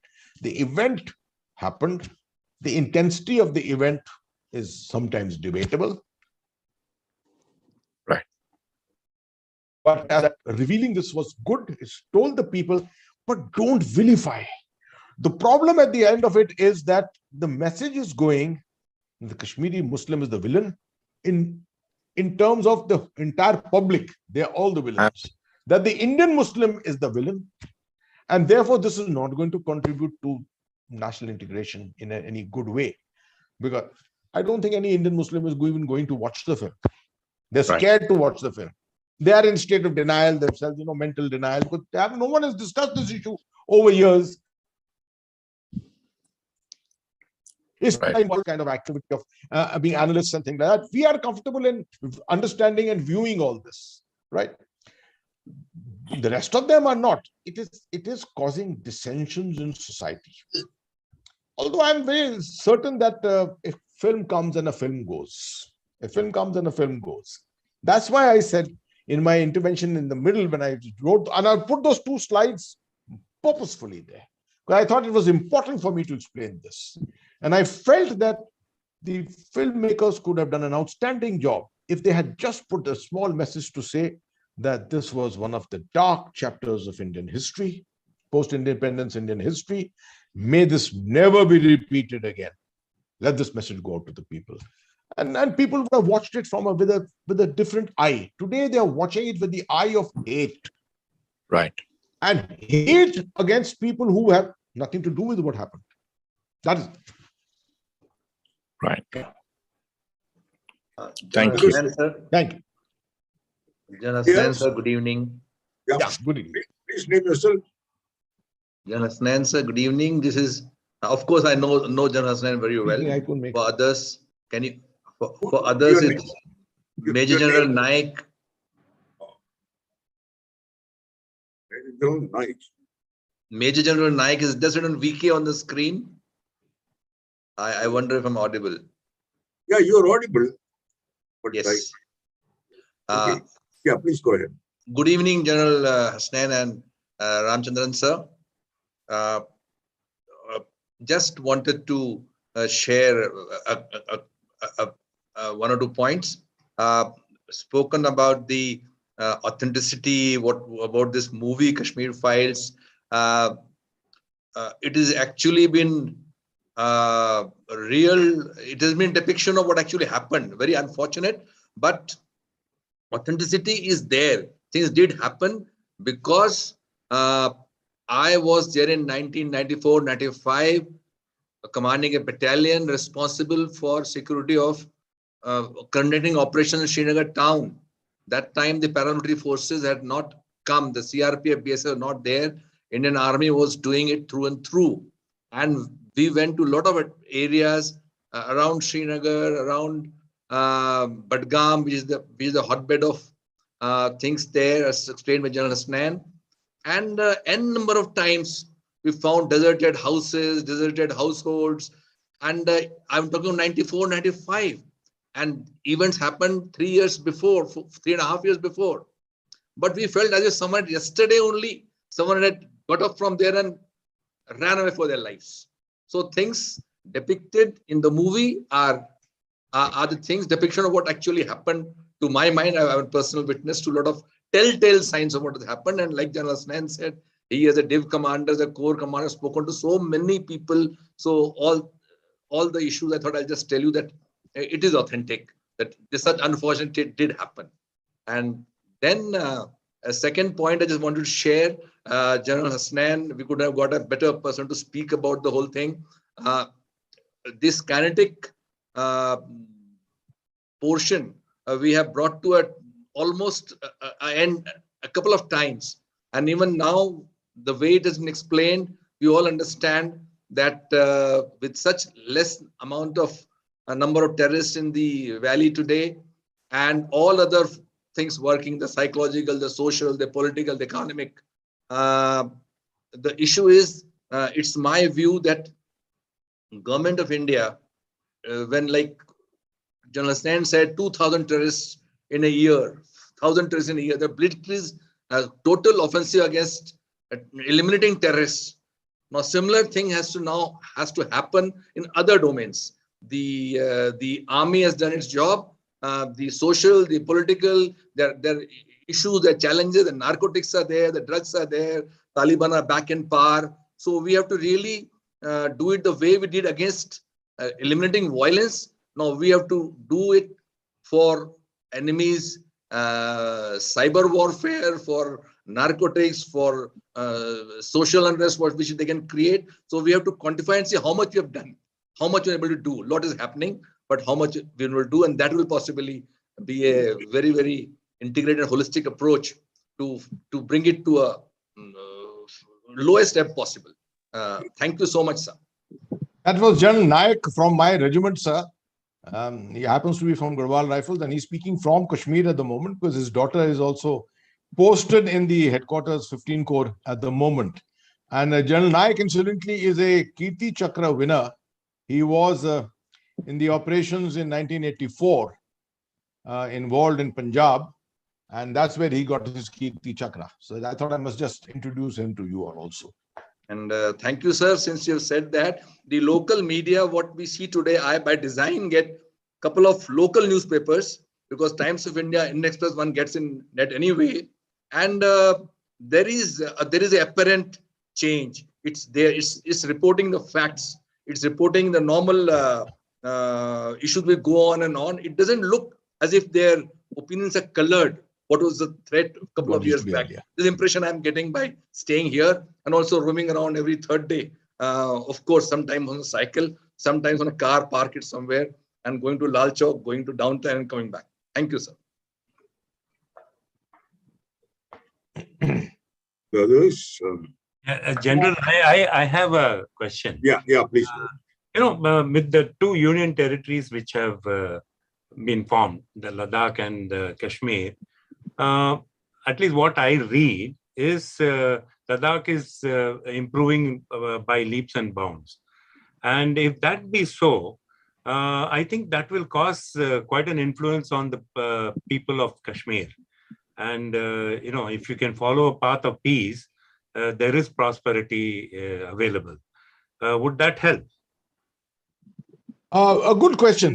I would say a very good question, no doubt. I have been visiting both parts. I've been to Ladakh about 3 times in the last 2 years, and I keep going back to the valley many times. Somehow there is a disconnect between Kashmir and Ladakh. It's always existed. Even during the times when it was a state, you hardly found very much contact taking place. Yes, a lot of people from Kashmir go and work in Ladakh. Actually, they have jobs in Leh. Leh provides a lot of kind of jobs in that area. There is an inter-exchange of people. No, there is no doubt about it. But to say that peace in Ladakh will contribute in immediacy, that there's going to be an improvement in the economic situation and the development parameters and things like that, we may have to wait for a shade longer than that, because you must remember that already there are things happening on the border in Ladakh, and because of that, it is causing a lot of sort of concerns within a city like Leh. So we have to bide our time and wait for this kind of a thing to happen, this influence of peace and stability to come in, and everyone in Kashmir, I can assure you, is looking towards that kind of stability. And in the mind, changes are taking place. By and large, there's no doubt that the Kashmiri does not favor Pakistan, does not favor India either. He is still in the Azadi mode. He thinks Azadi is possible. And that is why one of my messaging as a corps commander always was that, see, the center of gravity, which I used to always identify to my officers, I used to say, the people of Kashmir is the center of gravity. But besides that, we have to go a little beyond. The center of gravity is the idea in the mind of the Kashmiri people that Azadi is a possibility. We have to erode that idea from the mind. Make it evident absolutely to the next generation and the generation after that, that there is no way that you can get Azadi. Right? You don't have to do it by means of violence. You have to do it by different psychological means. Make use of the media very well, the social media. One of the means I always found very effective was direct interaction. I had about 38 such meetings with the people in Kashmir in different parts of Kashmir. I used to call it the Awami Sunwai. Used to go there basically to listen to the people and talk to them a little bit, not talk down to them. And I found putting the Kashmiri on the pedestal to listen to him took the venom out of him. It was one of the ways of taking out the venom from him. And I started getting a very, very positive kind of a vibes coming out from them once they had taken out this whole outpouring of their votes against the nation, against the army, and this, that. Let me give you a very brief example. 400 students from Kashmir University were invited to the Chinar auditorium. I invited them. People were warning me, this is going to be a very dangerous thing you're doing. I sat and listened to them. I gave them the liberty to come on the podium and speak what they wanted. Abuse India, abuse the Indian army, abuse me, whatever you want. They did it. Then, of course, I demanded their time of half an hour that I will speak to them to counter their narratives. When we went outside to have jalebi and samosa in the typical army way, I found slowly their confidence building. They would come to me, ask me for an autograph, ask me for a selfie. And after 10 minutes, I found a lot of people coming to me to ask me, how can we join the Indian army? So I said, but you were just abusing the Indian army. They said, no, sir, that is for public consumption that we have to do a lot of things. Actually, we want to be a part of the army. You see, in heart of hearts, the Kashmiri is not a separatist.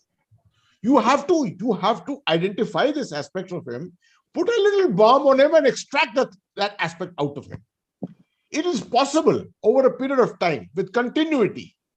The unfortunate thing is that people who understand this and who can do it stay in Kashmir for very short tenures. And therefore, whatever work we do gets lost out. Yes. General, I have a question. I'm Colonel Vishwanathan here. This is not related to your talk. I just want to know what is happening today in Pakistan National Assembly. Is there a possibility of martial law coming in again in Pakistan? Obviously, Imran Khan there is something bigger than what has been revealed so far. This business of his confidence of not adhering to the principles of the Constitution, not adhering to the Supreme Court's directions, trying to postpone the vote from time to time, etc. There's something in this. And my sources tell me, they are not, they are reasonably authentic, but I can't really say that they are absolutely correct in their reading. But they tell me that Imran Khan and the army are possibly hand in glove together. And they are looking for elections, and possibility of Imran Khan, the information I have is that if the election takes place today, Imran Khan is going to come back stronger. Today. 6 months later, if the opposition is in power, they will erode his credibility in every way, and then it may be an open level playing field. But today, if it happens, Imran is likely to come back to power. This is what they're contending.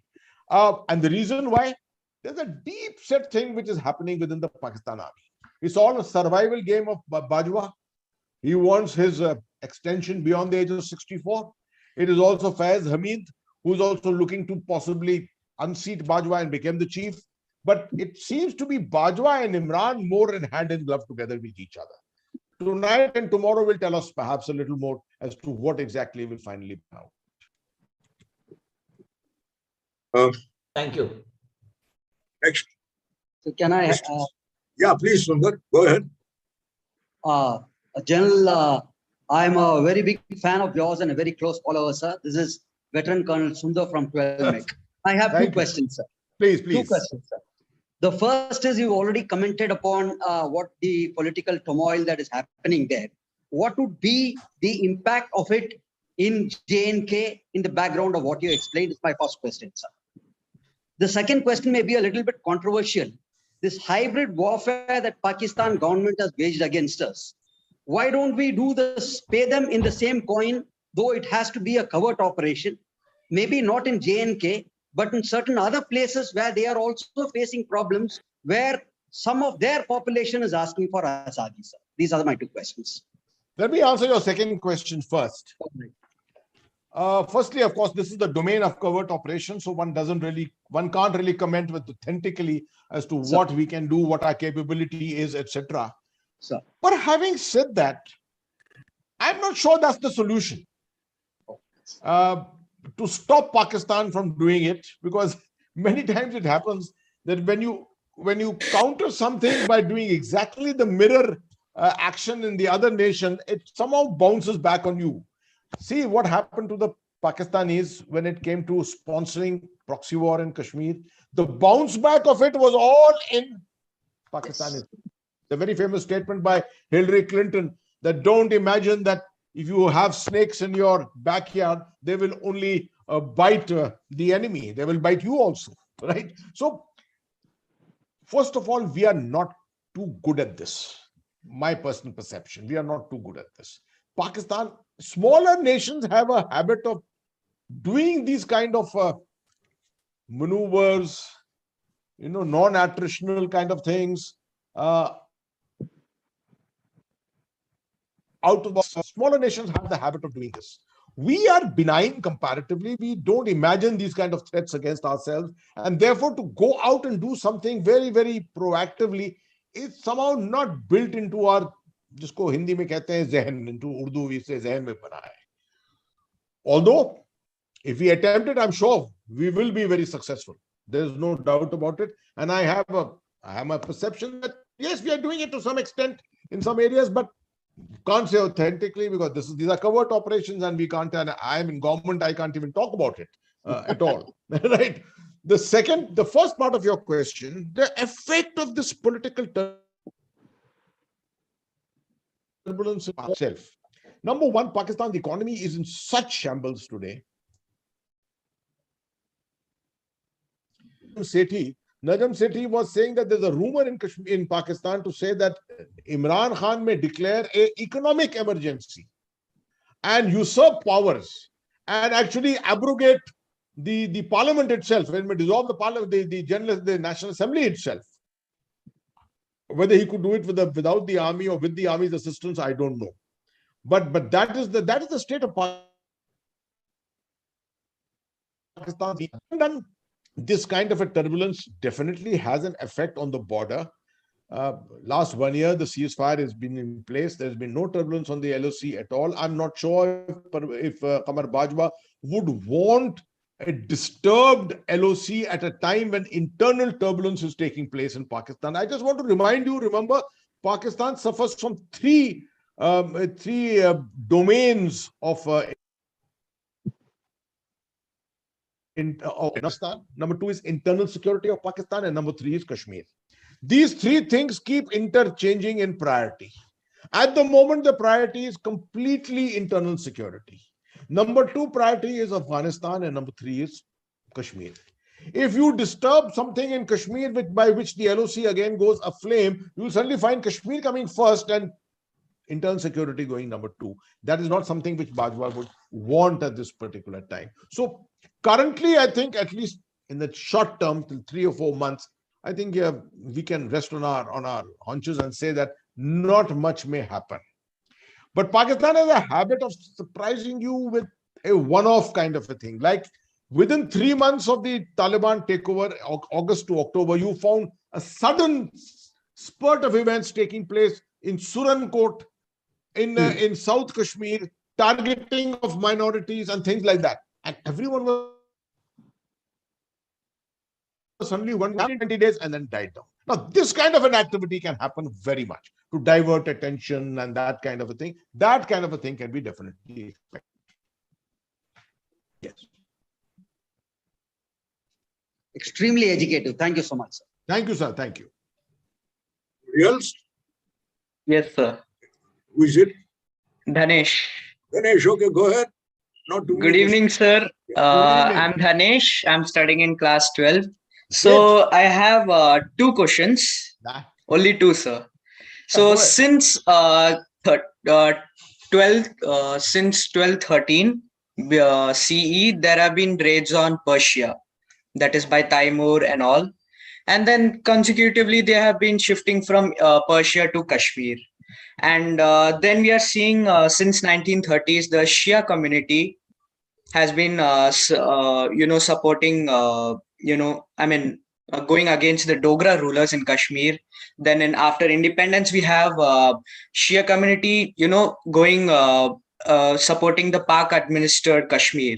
And then again in 1989 the exodus, there have been a change of center of balance amongst the Shia community. So what's the state of mind in Shia community? Is it the separate state, or is it staying in India itself? And the second thing is, after the exodus, there have been hatred amongst the Shia community against the Wahhabism and Salafism. The stuff. So the IRGC during that time there was Iranic Revolution, Islamic Revolution simultaneously. And you also know that in Kargil and Dras there are 90% of Shia community. So there have been reports that there's a terrorist organization which is well funded by IRGC, which is Lima Zain Dion, which is funded by IRGC. So is it even active right now? Because I'm seeing from Diplomat, I'm seeing from the print and from Wikipedia that it's still active right now in Kashmir. Okay, thank you. So you're obviously concerned about the Shia community. Yes. First of all, I hope you know that you are speaking to a Shia. I'm a Shia myself. Okay. Oh, wonderful. So I understand Shia theology very well. I've studied the history of Iran, and I know the history of political Islam within Islam itself. Let me tell you, first of all, the population of Kashmir, 15% Shia. 15% Shia, right? In the rest of India, out of the Muslim population of India, 18% Shia. 18%. Okay. Traditionally, you will find in the rest of India, you will find the Shia will always support everything nationalist. Everything nationalist. The Wahhabi, owing allegiance to Saudi Arabia, that side, will always have some kind of a problem here and there. Not all of them, but few of them, right? The same thing transcends into J&K. You have, which are the Shia areas in Jammu and Kashmir? I'm not sure if you are aware. Badgam, the central area of Kashmir, a place called Birwa, up to a place called Sumbal. This is the whole area of which is a Shia area. Udi, which is a couple of Shia villages. You go to Tangdhar. Yes, Karna is completely Shia.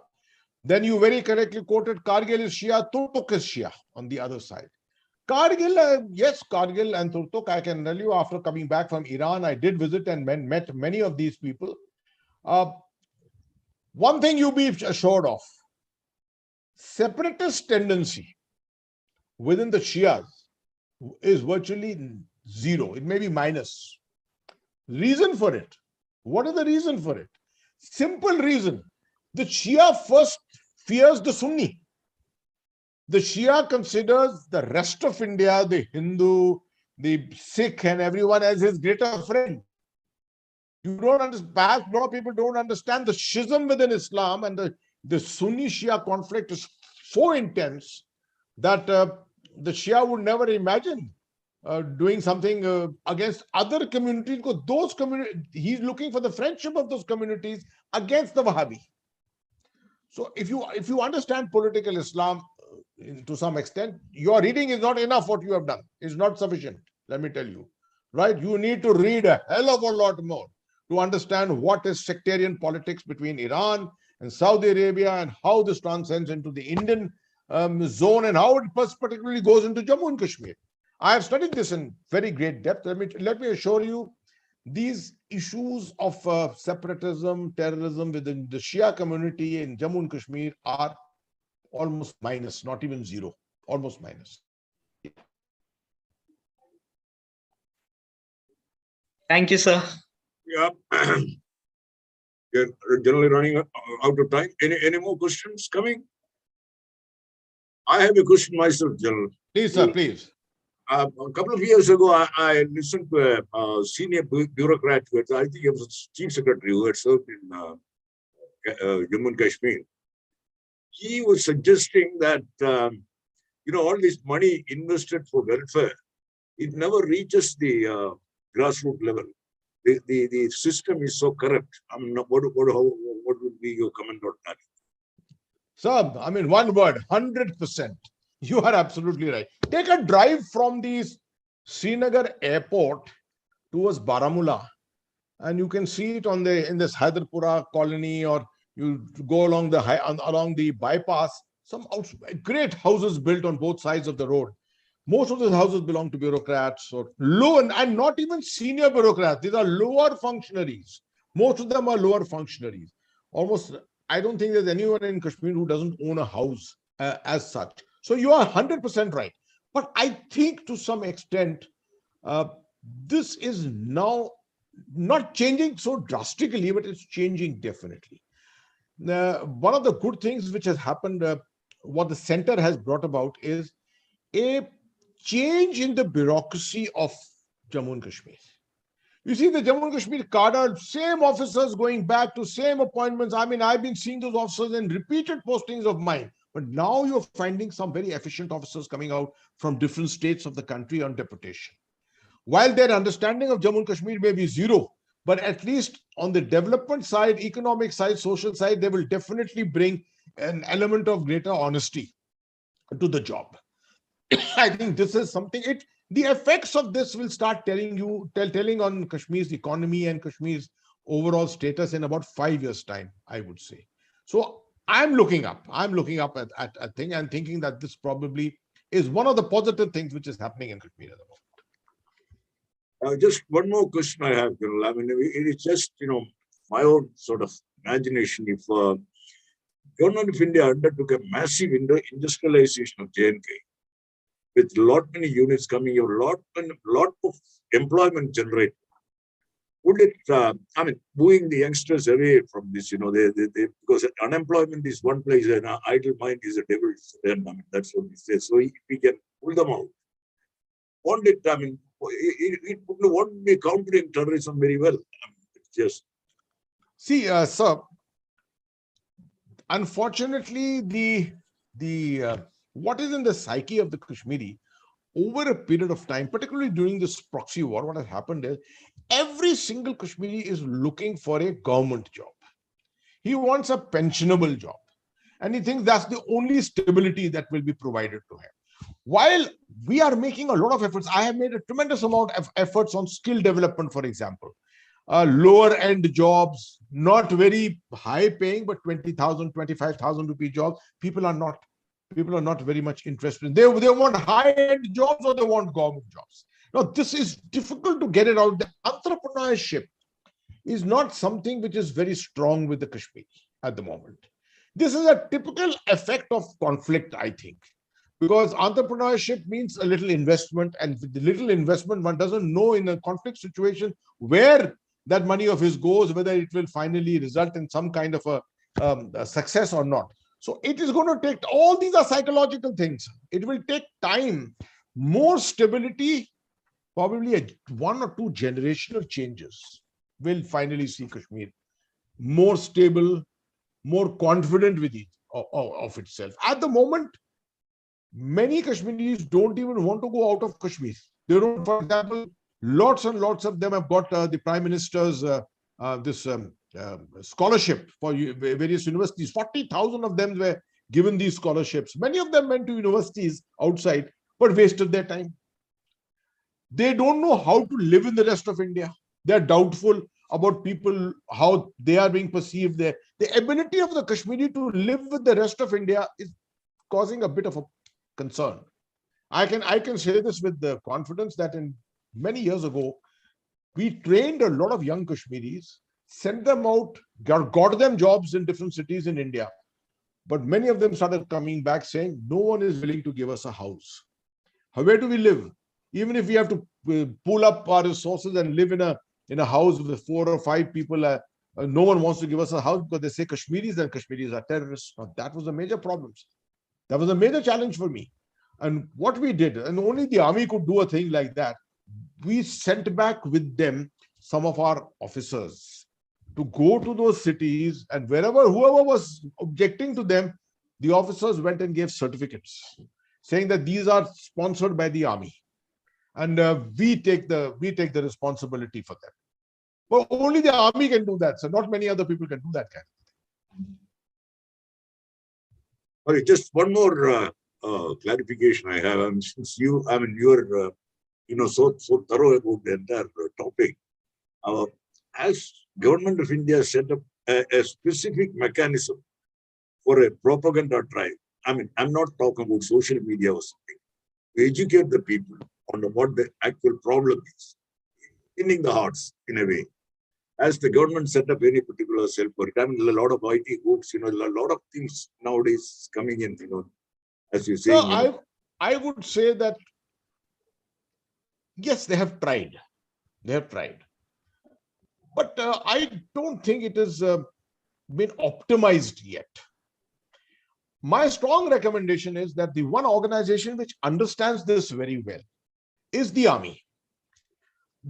The army can be used as the base, but we need a lot of civilian support.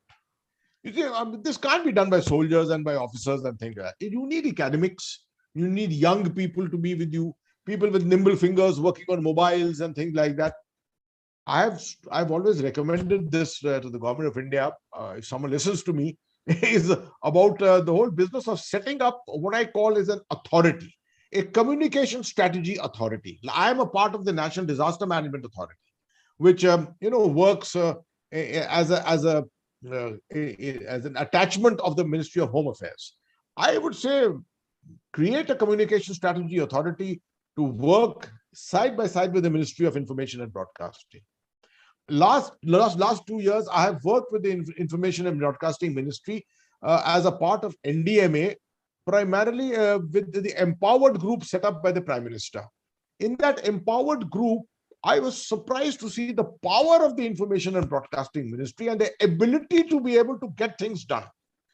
It's, to my mind, one of the most unexploited ministries in India is actually the INB ministry. Tremendous capability, but short of strategic ideas. Because everyone thinks that their business of INB ministry is more Bollywood and AIR and television and things like that. But the using all these means and instruments strategically, that hasn't been thought through by us sufficiently. Thank you, Jammu. That's gentlemen, if there are no more questions, I'll please kindly sit steady. I'll play the national anthem to conclude the event.